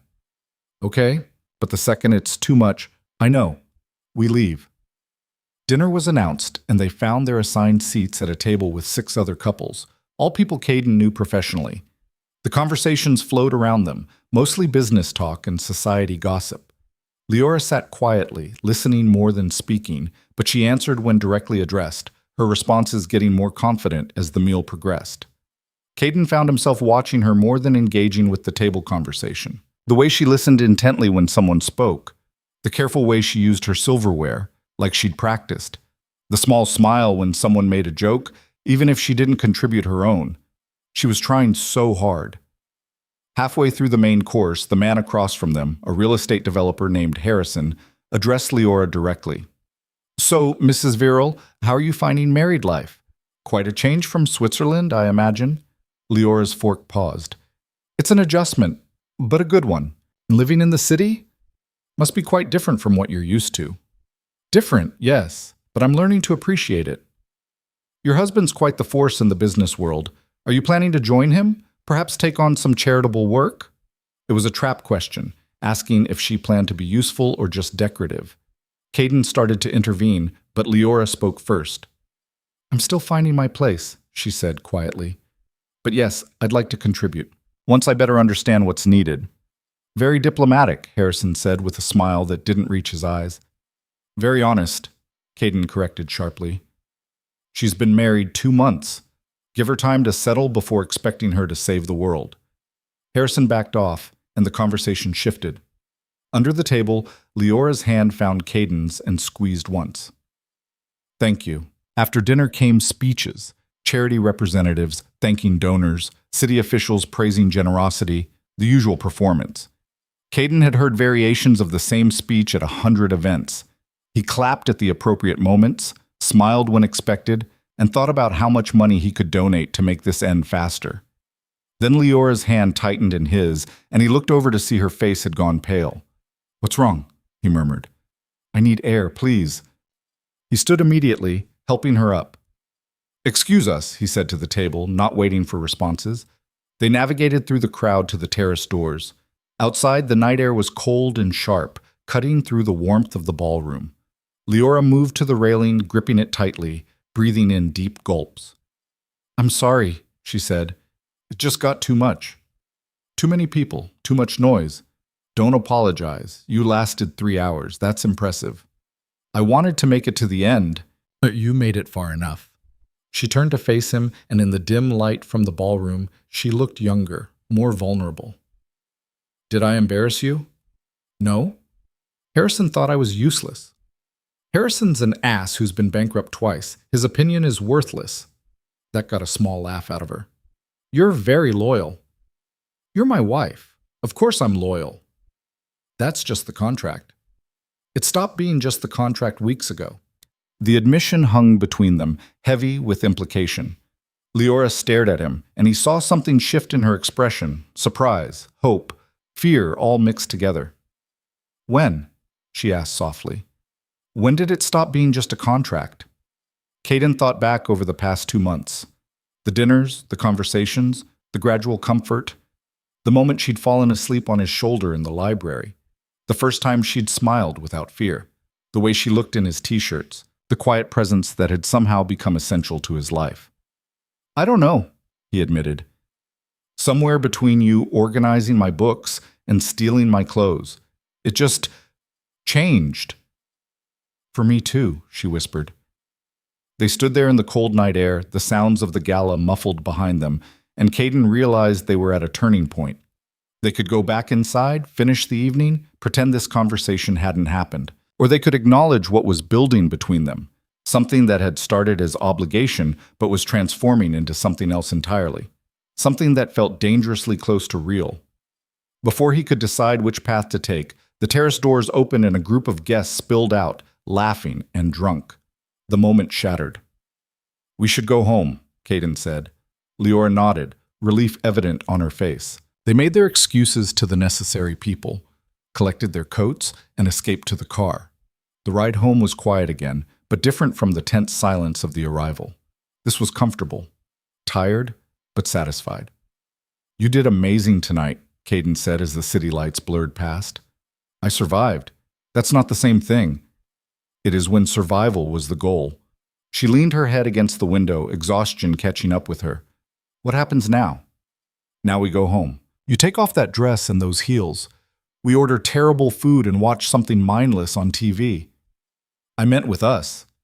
After tonight, after whatever that conversation was on the terrace. I don't know. That's honest, at least. Honest is all I've got right now." She smiled slightly. "Then we'll figure it out together." Back at the penthouse, Leora disappeared to change while Caden ordered pizza. her request surprisingly. When she emerged in leggings and his t-shirt, hair down and face scrubbed clean, she looked more like herself than she had all night. They ate pizza on the couch, watching some action movie neither of them paid attention to, and somewhere around midnight, Leora fell asleep with her head on his shoulder. Caden should have woken her, should have sent her to her own room, should have maintained the boundaries they'd carefully established. Instead, he adjusted the blanket over both of them and let her sleep. Outside, the city continued its endless movement. Inside, something fragile and tentative was beginning to grow. Something that might have started as a contract but was evolving into something neither of them had planned for. Something that felt like it might actually be worth the risk. Caden woke to sunlight streaming through the windows and Leora still asleep against his shoulder, one hand curled against his chest. His arm had gone numb hours ago, but he hadn't moved, hadn't wanted to disturb her. Now, watching her sleep in the morning light, he had to acknowledge what he'd been avoiding for weeks.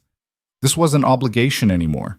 This wasn't strategic. Somewhere between the contract signing and now, he'd started caring about her in a way that had nothing to do with business advantages or social appearances. And that was a problem, because caring meant vulnerability. It meant giving someone the power to hurt him. It meant risking the carefully controlled life he'd built from nothing. Leora stirred, her eyes fluttering open. For a moment she looked confused, then awareness hit, and she sat up quickly. "I fell asleep on you. I'm sorry." "Stop apologizing." His voice came out rougher than intended, scratchy from sleep. "It's fine. Your arm must be dead. I'll survive." She stood, wrapping the blanket around herself, and looked at the scattered pizza boxes and the TV still playing static. "We made a mess. We made progress. There's a difference." Her smile was small but genuine. "I should shower, change. You probably have work." "It's Wednesday. I always have work." But instead of leaving immediately like he usually did, Caden made coffee while Leora showered. When she emerged, hair still damp, he handed her a mug and they stood at the counter in comfortable silence. "Thank you," she said finally. "For last night, for defending me to my father, for letting me leave when it got too much." "You don't need to thank me for that." "I know, but I want to." She took a sip of coffee. "It meant something, having someone on my side." "I'm always on your side." The words came out before he could stop them, and they both knew it was a bigger admission than it seemed. Because being on someone's side meant choosing them over everything else.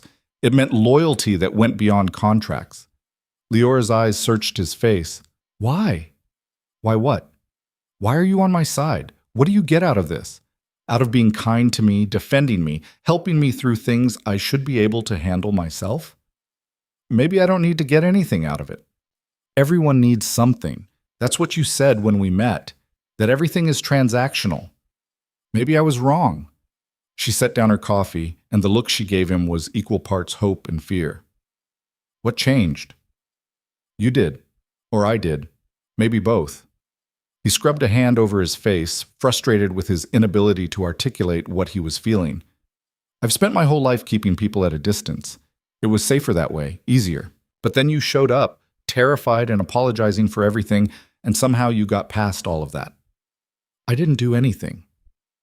You existed. You were honest. You didn't try to manipulate or control or use me. You just were yourself. And that was enough." Tears welled in her eyes. "I don't know what to do with that." "Neither do I." They stood there, the morning sun painting everything gold, and Caden felt the ground shifting under his feet. This was the moment.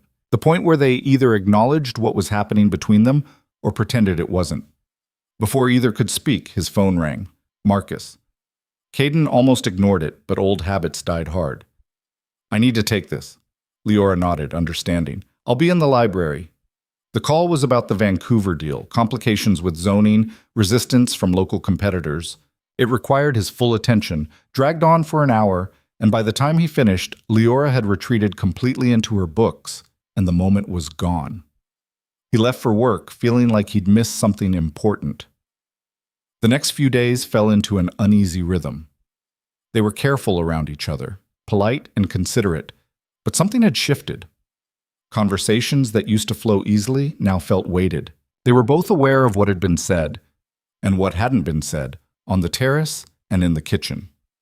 Friday night, Caden came home to find Leora cooking dinner, something she'd started doing more often.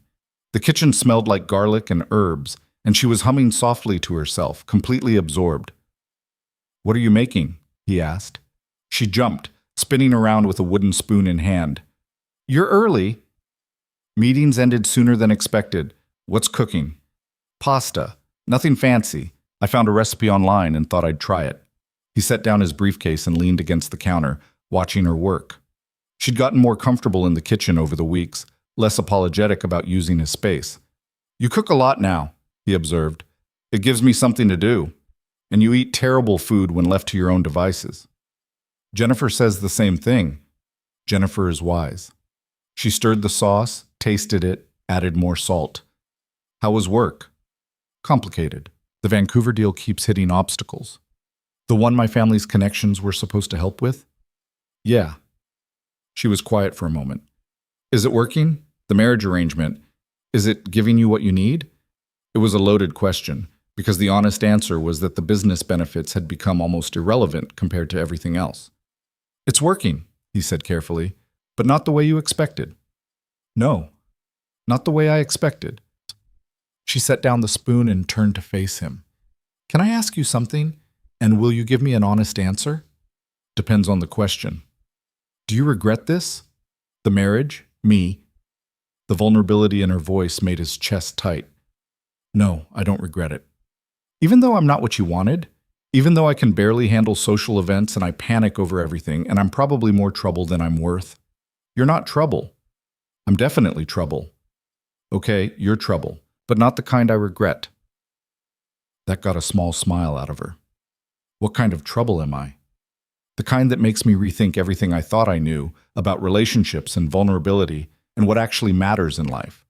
The kind that terrifies me because I don't know how to protect myself from caring too much." "The complicated kind," he said instead. "You say that a lot." "It's accurate a lot." She turned back to the stove, but he could see the smile still on her face. "Dinner's almost ready. You should change. Get comfortable." He did, returning in jeans and a t-shirt to find the table set and Leora serving pasta onto plates. They ate together, talking about small things, books she was reading, funny things Jennifer had said, a documentary she'd watched. It was domestic and ordinary and nothing like the life Caden had imagined for himself. It was also the best part of his day. After dinner, they cleaned up together, falling into an easy rhythm of washing and drying.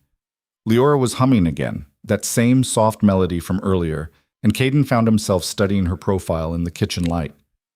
"What?" she asked, catching him staring. "Nothing." "That's not nothing. You're looking at me weird." "I'm not looking at you weird." "You are. You have that intense expression, like you're trying to figure something out." She wasn't wrong. He was trying to figure out how someone so terrified and uncertain had become the center of his carefully controlled world. "I'm just thinking," he said. "About?" "About how I don't want this to be fake anymore. About how somewhere between the contract and now I stopped pretending and started wanting this to be real."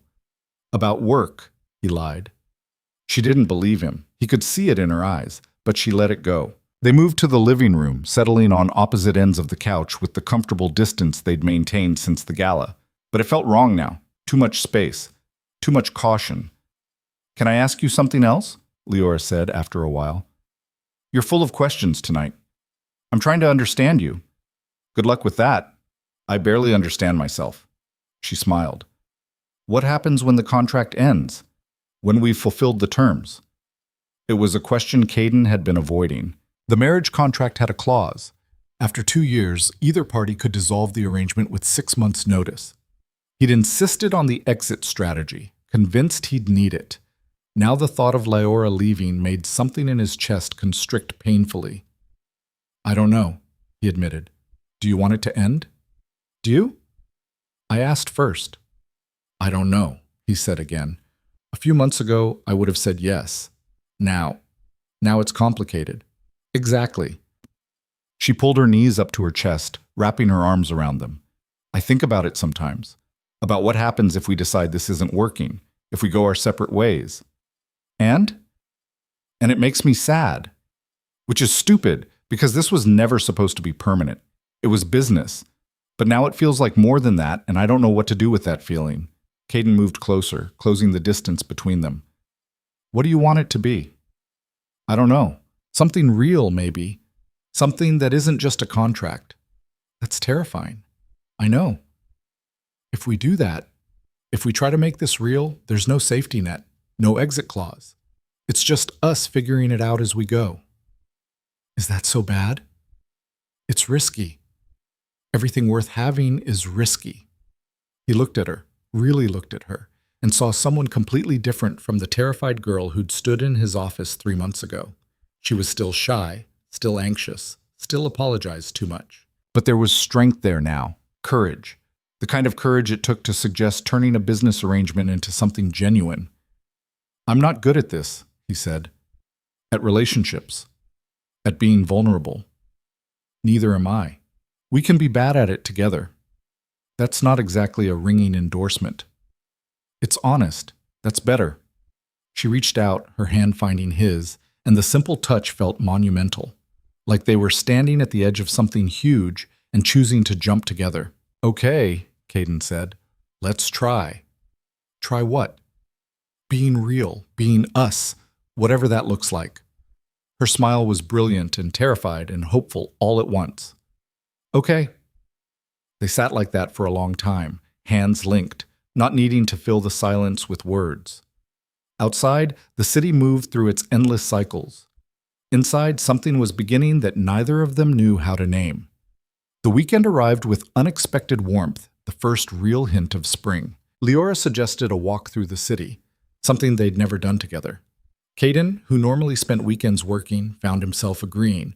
They walked through neighborhoods he rarely visited, Leora pointing out small things, a bookstore with a cat in the window, a cafe with good pastries, a street musician playing saxophone.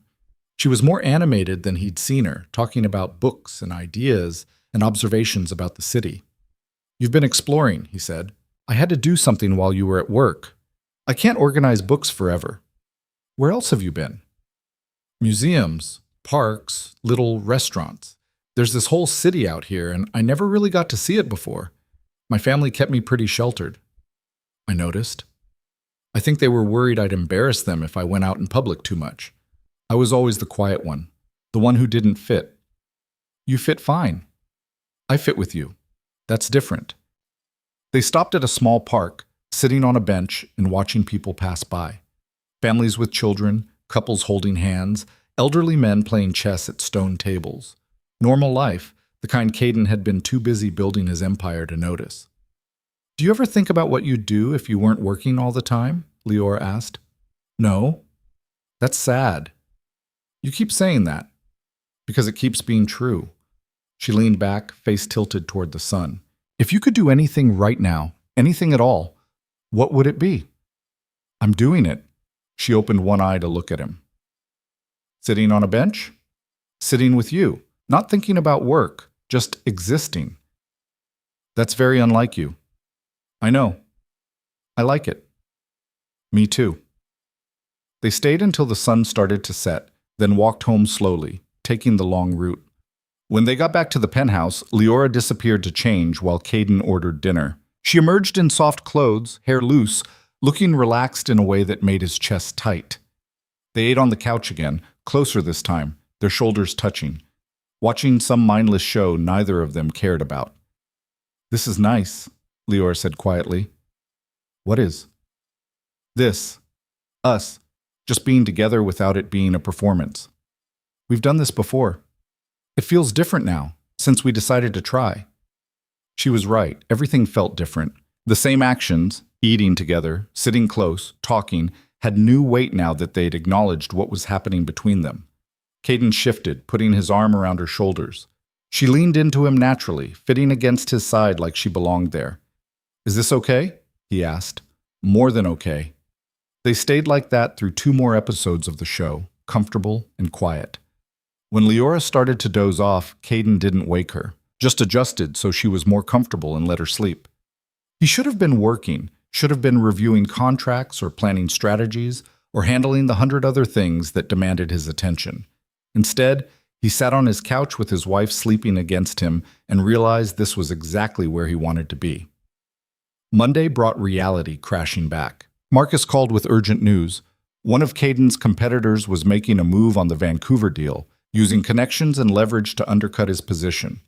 It required immediate attention. Caden spent the next 3 days barely sleeping, working 18-hour days handling crisis after crisis. He left before Leora woke and came home after she'd gone to bed. On Thursday, he crashed on the office couch instead of going home at all. Friday morning, Jennifer appeared with coffee and a stern expression. "You look terrible." "Thanks. I'm serious. When's the last time you slept more than 3 hours?" "Tuesday, I think." "That's not sustainable." "It's necessary." "Is it? Or are you using work as an excuse to avoid dealing with what's happening at home?" He looked up sharply. "What are you talking about?" "You and Leora. You finally admitted there's something real happening and now you're terrified, so you're hiding in work." "I'm not hiding. I'm handling a crisis." "You're always handling a crisis. That's your default state." She set down the coffee. "But you have someone at home now, someone who's probably wondering where you are and if you're okay." "She understands I work a lot." Understanding and accepting are different things. Talk to her. Go home. The Vancouver deal will still be here tomorrow. After she left, Caden sat at his desk, staring at the contract spread across it. Jennifer wasn't entirely wrong. He had been avoiding home, because being there, being close to Leora, meant acknowledging how much she'd come to matter, and that scared him more than any business deal. He pulled out his phone and called Marcus.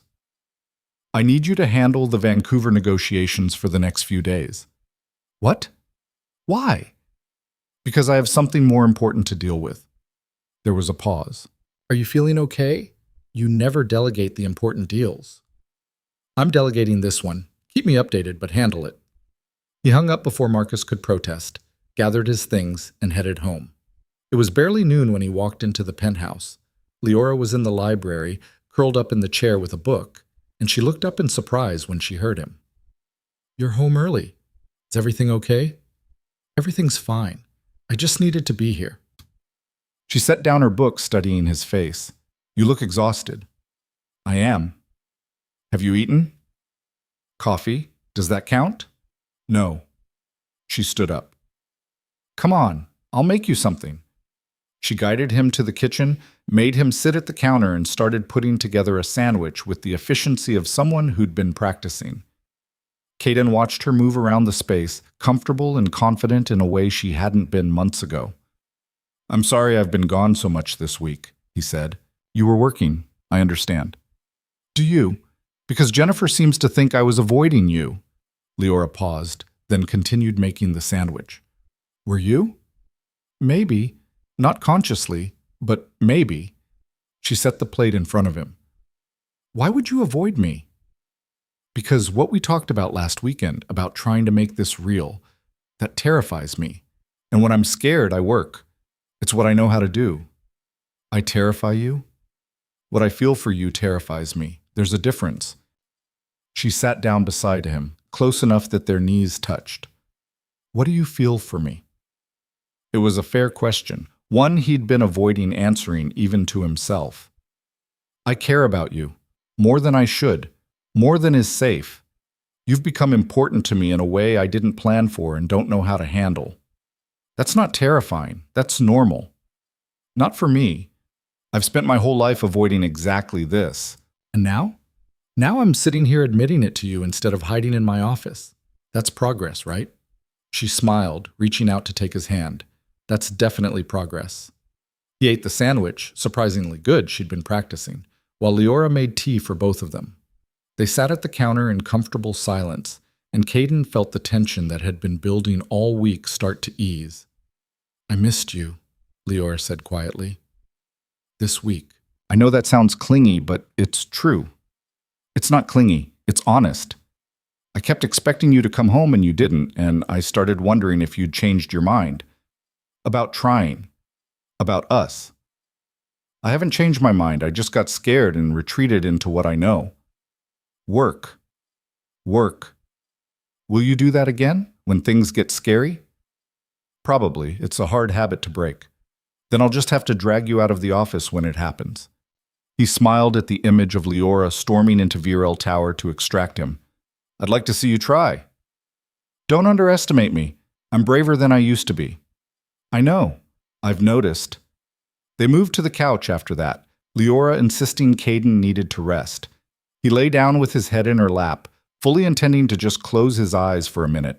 She ran her fingers through his hair, gentle and soothing, and he was asleep within seconds. When he woke, it was dark outside and Leora was still there, reading with one hand while the other rested on his shoulder. She looked down when she felt him stir. How long was I out? 4 hours. You've been sitting here for 4 hours? I didn't mind. You needed sleep. He sat up, disoriented and touched in equal measure. You could have woken me. You looked peaceful. I haven't seen you look peaceful before. I don't usually do peaceful. Maybe you should. It looks good on you. Caden reached out, tucking a strand of hair behind her ear. The gesture was intimate, familiar, in a way that felt both natural and momentous. Leora's breath caught, and he could see her pulse quickening at her throat. Can I try something? He asked. What? Instead of answering, he leaned in slowly, giving her time to pull away. She didn't. Their lips met softly, tentatively, neither of them entirely sure what they were doing. It was nothing like the brief, awkward kiss at the wedding ceremony. This was real. This was them choosing it. When they pulled apart, Leora's eyes were wide. Oh. Good O or bad O? Surprising O. She touched her lips. We've been married for 3 months, and that was our first real kiss. We've been doing this backwards. Everything about us is backwards. She smiled. But I think I like it that way. He kissed her again, longer this time, and felt something settle in his chest. This was right. Messy and complicated and nothing like he'd planned, but right. They spent the rest of the evening together, talking and not talking, figuring out what it meant to be them now that they'd acknowledged what was happening. It was awkward and uncertain and occasionally fumbling, but it was theirs. Around midnight, Leora stood to head to her room, the guest room she'd been using since the beginning. You don't have to go, Caden said. She turned back, uncertain. What are you saying? I'm saying you don't have to sleep in the guest room anymore. If you don't want to. Where would I sleep? With me. In my room. In our room. She bit her lip, considering. Are you sure? I'm terrified, but I'm sure. Me too. Terrified and sure. Then we'll be terrified together.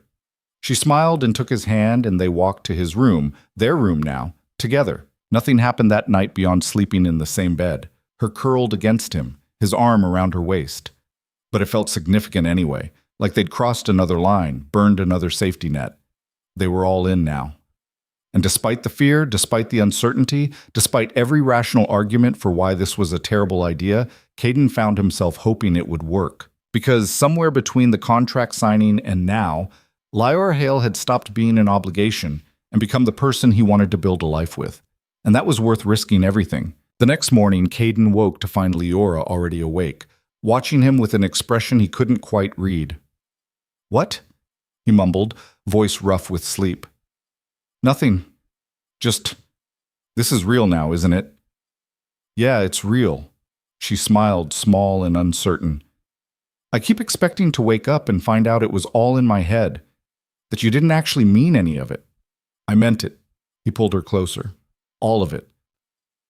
They stayed in bed longer than either of them usually did, talking about nothing important, learning how to exist in this new space they'd created.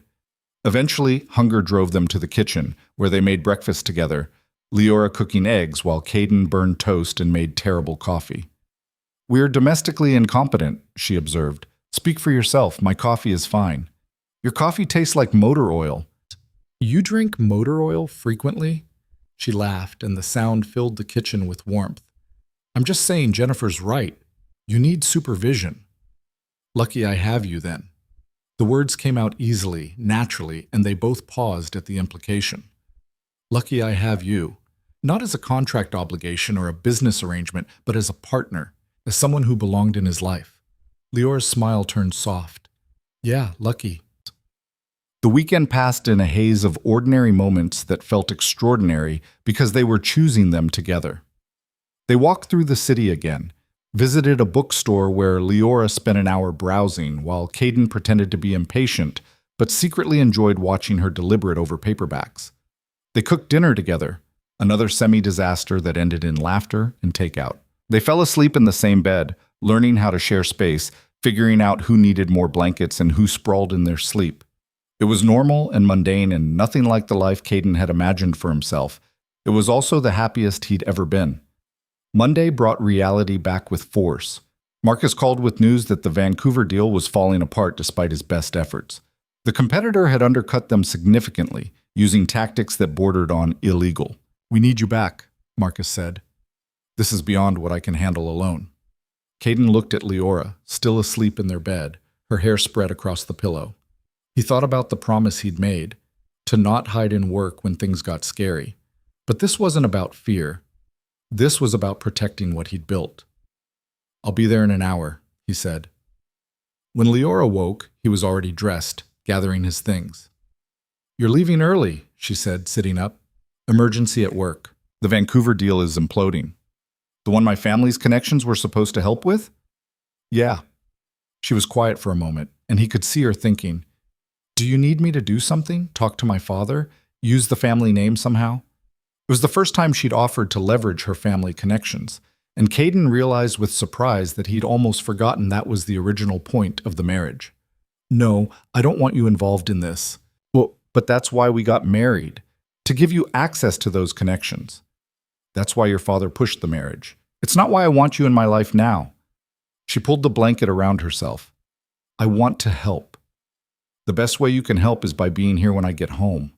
That's all I need." He kissed her forehead and left, but her expression stayed with him all day. She'd looked uncertain, like she wasn't sure what her role was supposed to be anymore. The crisis at work consumed the next week. The competitor, a development firm called Titan Group, was using connections Caden didn't have, making promises he couldn't match. Every day brought new setbacks, new obstacles. By Friday, Marcus was openly worried. "We're losing this. Unless you have something up your sleeve, Vancouver is gone." Caden sat in his office, staring at the contract spread across his desk, and thought about calling Richard Hale. The man had political connections that could shift this deal. One phone call might fix everything, but it would also mean using Leora, treating her like the asset he'd originally married her to be. He picked up his phone and dialed, but not Richard. "Jennifer, get me everything on Titan Group. Financial records, business practices, past deals, everything." Looking for leverage? Looking for truth. Companies that move this fast usually cut corners. It took 3 days of digging, but Jennifer found it, buried in property records from a development deal 2 years prior. Titan had bribed city officials, falsified environmental reports, and displaced low-income residents illegally. The documentation was solid, damning. Caden could have leaked it to the press, destroyed them publicly.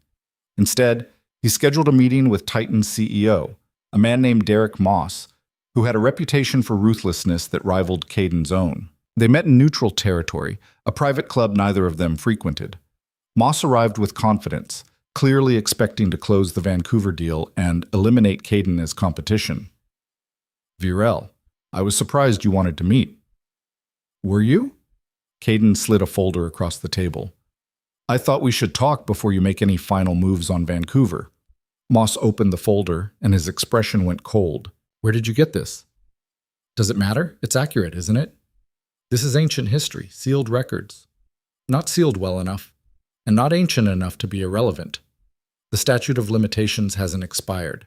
Neither has public interest in corporate corruption." Moss closed the folder carefully. "What do you want?" "I want you to back off Vancouver. Withdraw your bid. Tell them you've decided to focus on other markets." "And if I don't?" "Then this folder goes to every major newspaper in the country, along with evidence of your current bribes to Vancouver officials. Yes, I know about those too." Moss's jaw tightened. "You're bluffing." "Am I? You know my reputation. Do I bluff?" The silence stretched between them, tension thick enough to cut. Finally, Moss leaned back. "You win this round, but Virel, understand, you've made an enemy today. I had you as an enemy yesterday. Today, I just made it official." Moss left, and Caden sat alone in the empty club, feeling the weight of what he'd just done. He'd won. The Vancouver deal was his, but the victory felt hollow somehow. He went home to find Leora in the library, surrounded by books as usual. She looked up when he entered, and her smile was immediate and genuine. "You're home early. Did something happen?" "I closed the Vancouver deal." "That's amazing. How?" He told her about Titan, about the leverage, about the meeting. She listened intently, and when he finished, she was quiet. "What?" he asked. "Nothing. I'm proud of you. You did it yourself without needing my family's connections." That was always the goal. Was it? Because I've been thinking all week that I'm useless to you, that the only reason you married me was for access to my father's network. And if you don't need that, then what's the point of me being here? Caden crossed to her, kneeling beside the chair so they were eye level. "The point of you being here is that I love you." The words fell out before he could stop them, and they both froze. Because he'd just said it, out loud. No taking it back. Leora's eyes went wide. "What?" "I love you. That's the point. That's why you're here. Not because of your family or their connections or any business advantage. Because you matter to me more than any deal." Tears spilled down her cheeks. "You love me?" "Yeah, I do. I think I have for a while, but I was too stubborn to admit it." "I love you too," she whispered. "I've been terrified to say it because I thought you'd think I was just being clingy or desperate, but I love you. So much it scares me." He kissed her then, deep and sure, and felt something click into place. This was what he'd been missing his whole life. Not success or power or control, just this. Someone to come home to. Someone who saw past the ruthless businessman to the person underneath. Someone who loved him anyway. When they pulled apart, Leora was crying and smiling at the same time. "What do we do now?" "Now we figure out what happens next, together. No more hiding in work when things get scary. I'll try. No promises I won't backslide occasionally. And I'll try to be braver, to not apologize for existing. Deal." They spent the evening talking about the future, about what they wanted their marriage to look like now that it wasn't just a contract. Leora admitted she'd been thinking about going back to school, maybe studying literature or library science. Caden admitted he'd been thinking about scaling back at work, delegating more, actually having a life outside the office. "We're both terrible at this," Leora said. "At being vulnerable and honest. We'll get better with practice." "You think?" "I think anything worth doing is worth doing badly at first." She laughed. "That's terrible advice." "It's honest advice." 2 weeks later, Caden came home to find the penthouse transformed. Leora had rearranged furniture, added plants, hung artwork she'd found at a local gallery. The space looked lived in now, warm instead of sterile. "What do you think?" she asked nervously. "I should have asked first, but I thought, it's perfect. It actually looks like a home." "You're sure? Because I can change it back." "Leora, stop. I love it." She beamed, and he realized this was what she'd needed. Permission to make the space theirs instead of just his. Permission to exist fully instead of apologizing for taking up room. That night at dinner, she brought up something that had clearly been on her mind. "I called my father today." Caden's fork paused halfway to his mouth. "And?" "I told him he wasn't allowed to contact me anymore unless I initiated it, that I wasn't his bargaining chip or his asset, that I was my own person making my own choices." "How did he take that?" "Poorly. He said I was being ungrateful, that he'd saved me from a life of obscurity." "What did you say?" "I told him he'd sold me to save his company, and that I'd found something real despite his worst intentions." Then I hung up. Pride swelled in Caden's chest. That took courage. "I've been practicing, with you. You make me braver." "You were always brave. You just didn't know it." She reached across the table, taking his hand. "I want to sign new papers, real ones, not a contract marriage, an actual marriage. We're already married." "Legally, yes, but I want to choose it. Choose you. Not because my family forced me or because of business advantages. Just because I love you and I want to spend my life with you." Caden felt something crack in his chest, the last wall he'd been holding up crumbling completely. "Okay? Okay? Yeah, let's do it. Let's get married for real." They laughed at the absurdity of it, getting married again when they were already legally bound. But it made sense somehow. The first wedding had been obligation. This would be choice. Marcus drew up the papers dissolving the original contract and creating a simple marriage certificate instead. No clauses about business connections or exit strategies. Just two people choosing each other. They signed them in Caden's office on a Tuesday afternoon with Jennifer and Marcus as witnesses. No ceremony, no party, no photographers, just them, choosing this life together. Afterward, Jennifer hugged them both. "About time you two figured it out." "You knew?" Leora asked. "I knew before you did. You were obvious." Caden rolled his eyes, but he was smiling. "Thanks for the vote of confidence.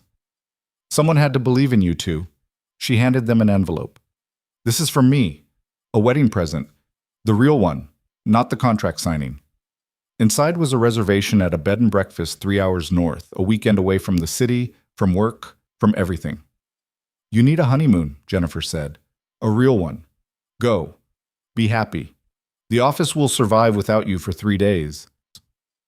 That weekend, they drove north into wine country, staying at a small inn surrounded by vineyards. They walked through rows of grapes, ate meals on a terrace overlooking rolling hills, talked about everything and nothing. On their last night, lying in bed in a room that smelled like lavender, Leora turned to face him. "Are you happy?" she asked. "Yeah, I am." "Me too. I didn't think I could be, but I am." "What changed?" "I stopped being afraid.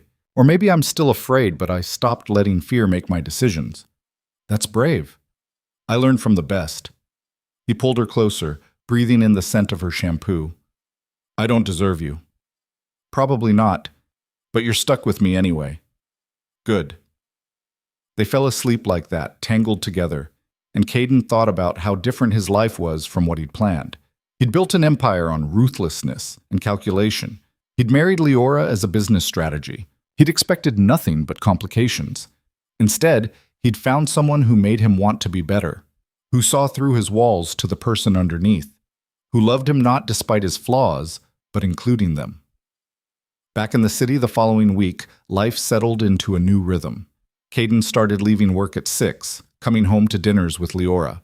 She enrolled in graduate classes, studying literature like she'd always wanted. They hosted their first dinner party, just Jennifer and Marcus and a few other friends.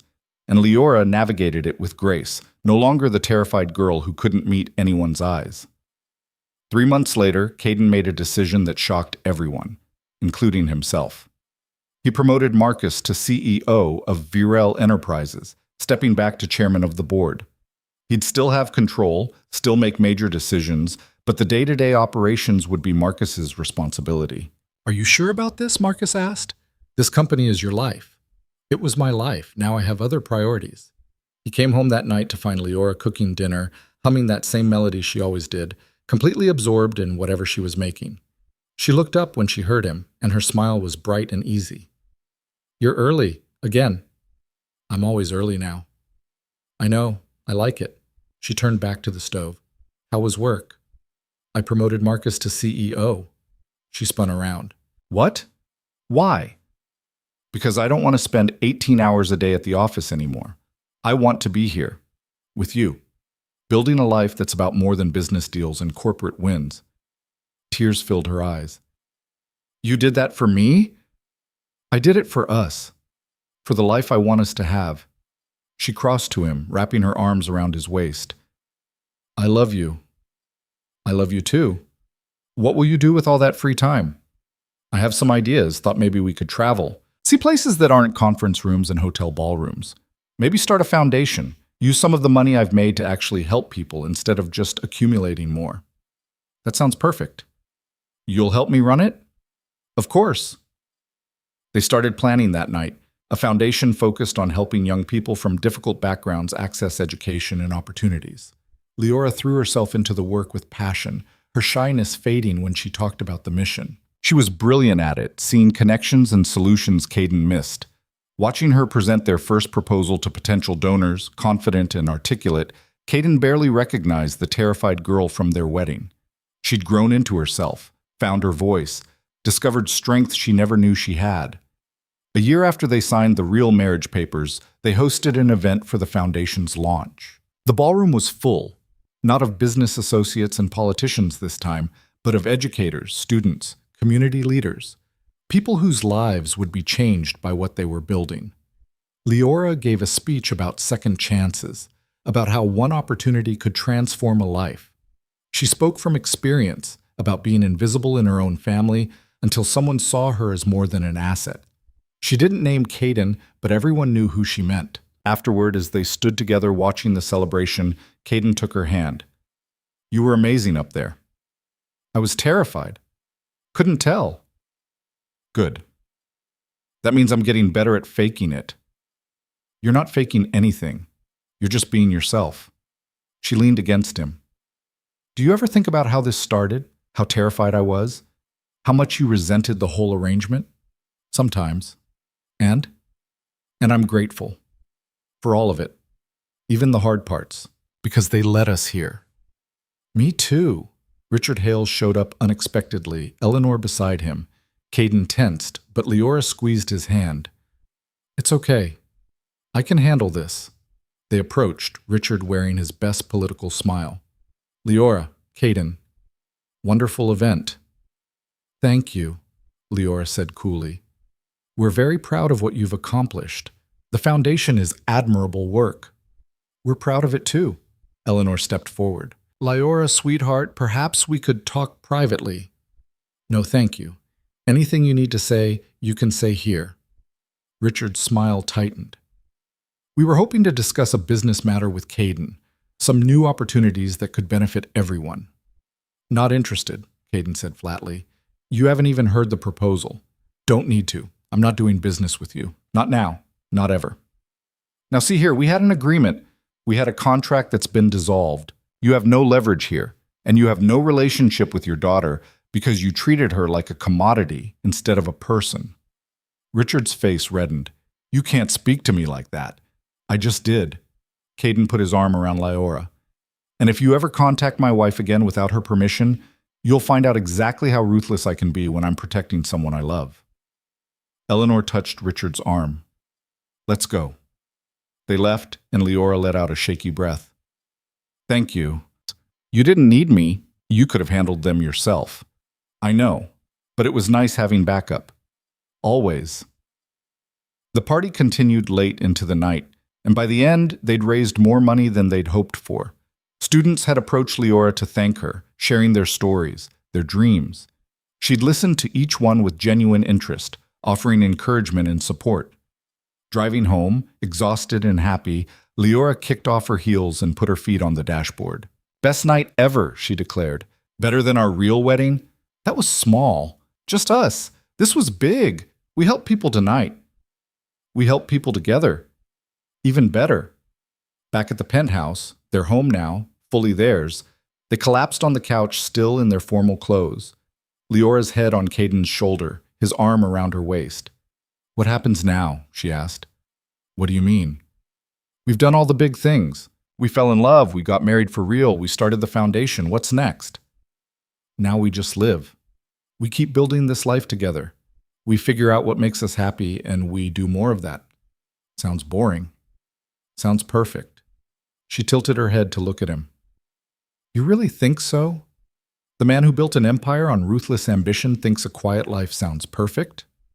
The man who built an empire on ruthless ambition learned that none of it mattered without someone to share it with. "So yeah, I think quiet sounds perfect, as long as it's with you." Smooth talker. "You love it. I love you." "Same thing." She laughed and kissed him, and Caden thought about how far they'd both come. From a terrified bride and a ruthless groom bound by contract, to two people who'd chosen each other despite everything, who'd built something real from the ashes of an arrangement neither had wanted.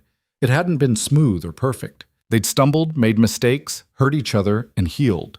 But they'd done it together, and that made all the difference. 6 months later, Leora graduated with her master's degree in library science. Caden sat in the audience watching her walk across the stage, diploma in hand, and felt pride so intense it hurt. She'd done this for herself, because she wanted to, not because anyone had forced her. After the ceremony, she found him in the crowd, and her smile was radiant. "I did it." "You did it? I'm a librarian now, officially. The hottest librarian I've ever seen." She laughed. You're biased. Extremely. They celebrated with dinner at the restaurant where they'd had their first real meal together, the one Jennifer had recommended. The same corner booth, the same pasta. But everything else was different. Remember the first time we came here? Leora asked. You were terrified. I was an ass. You were trying. That's what mattered. I had no idea what I was doing. Neither did I. We figured it out together. We did. She reached across the table, taking his hand. I want to tell you something. Okay. I'm pregnant. The words hung in the air between them, enormous and life-changing. Caden stared at her, trying to process. You're... what? Pregnant, about 8 weeks. I found out yesterday. Her eyes searched his face. Say something. I don't know what to say. Are you happy, scared, angry? I can't read you right now. He stood up, came around the table, and pulled her into his arms. I'm terrified, and happy, and completely unprepared, but mostly happy. She laughed, tears streaming down her face.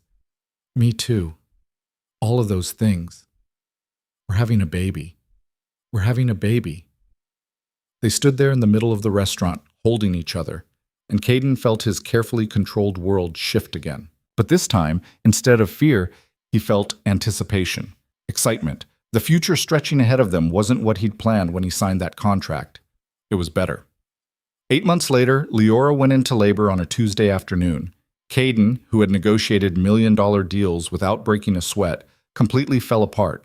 He forgot the hospital bag, ran 3 red lights, called Marcus instead of the doctor. You're panicking, Leora said, somehow calm despite the contractions. I'm not panicking. You just called Marcus. Why did you call Marcus? I don't know. I panicked. She laughed, which turned into a groan. Okay, focus. Hospital. Now. 17 hours later, Caden held his daughter for the first time. She was tiny and red-faced and screaming, and he'd never seen anything more perfect. We made this, he said, awed. I did most of the work, Leora pointed out, exhausted but smiling. Fair point. They named her Emma, and she immediately took over their lives completely. Caden, who had built an empire on ruthlessness and control, was utterly helpless against a 7-pound infant. He took paternity leave, something he never would have considered before. He changed diapers, mastered swaddling, learned to function on 3 hours of sleep. Leora watched him rock Emma at 3 in the morning, singing off-key lullabies, and fell in love with him all over again. You're a natural, she said from the doorway. I'm a disaster. I can't get her to stop crying. She's a baby. Crying is her job. I feel useless. Join the club. I felt useless since she was born. You're amazing. I'm the one who has no idea what I'm doing. We're both amazing, and we both have no idea what we're doing. That's parenthood. Emma finally fell asleep, and Caden carefully placed her in the bassinet. He and Leora stood watching her sleep, their fingers intertwined. We did good, Leora whispered. We did. Think we can do it again? He looked at her sharply. Again? Not right now. Eventually. Maybe. You want more kids? I want more of this. More of us. More of the family we're building. Caden pulled her close, breathing in the scent of her hair. Okay? Eventually. After we figure out how to keep this one alive. Deal. Years passed in a blur of milestones and ordinary moments. Emma's first steps, her first day of school, the birth of her brother James 2 years later, family dinners and bedtime stories and school projects, the foundation growing, helping hundreds of students, Caden learning to delegate more, to be present, to choose family over work every single time. Leora blossomed into the person she was always meant to be, confident, articulate, passionate about the work they were doing. She still had moments of anxiety, still occasionally apologized for things that didn't need apologies. But she'd learned to catch herself, to be gentle with her own imperfections.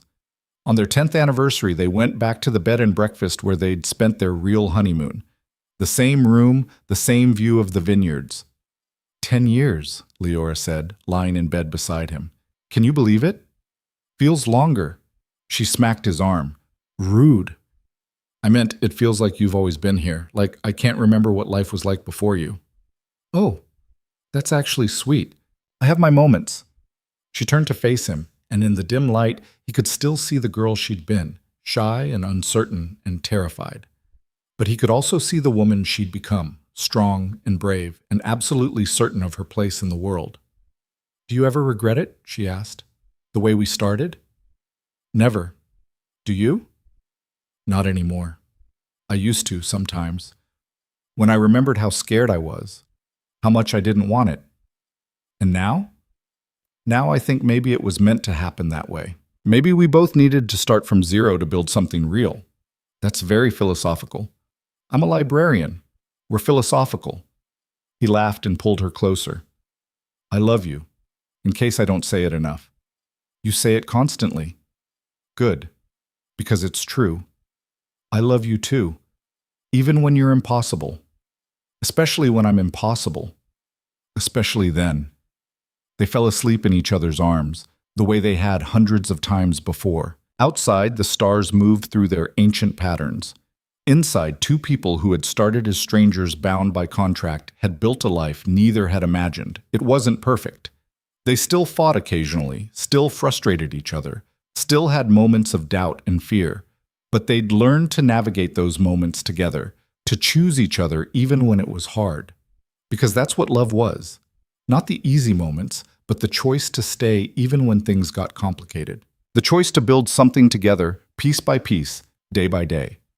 Caden Varel had built an empire on ruthless calculation and cold decisions. But his greatest achievement wasn't any business deal or corporate victory. It was choosing to let someone in, choosing vulnerability over control, choosing love over safety. And Leora, who had started as a terrified bride forced into an impossible situation, had found her own strength. She'd learned that being quiet didn't mean being weak, that being kind didn't mean being helpless, that she could be shy and brave at the same time. Together, they'd transformed a contract into a partnership, an arrangement into a marriage, an obligation into a love story. Not because it was easy, but because they'd chosen it, every day, over and over again, and that made all the difference.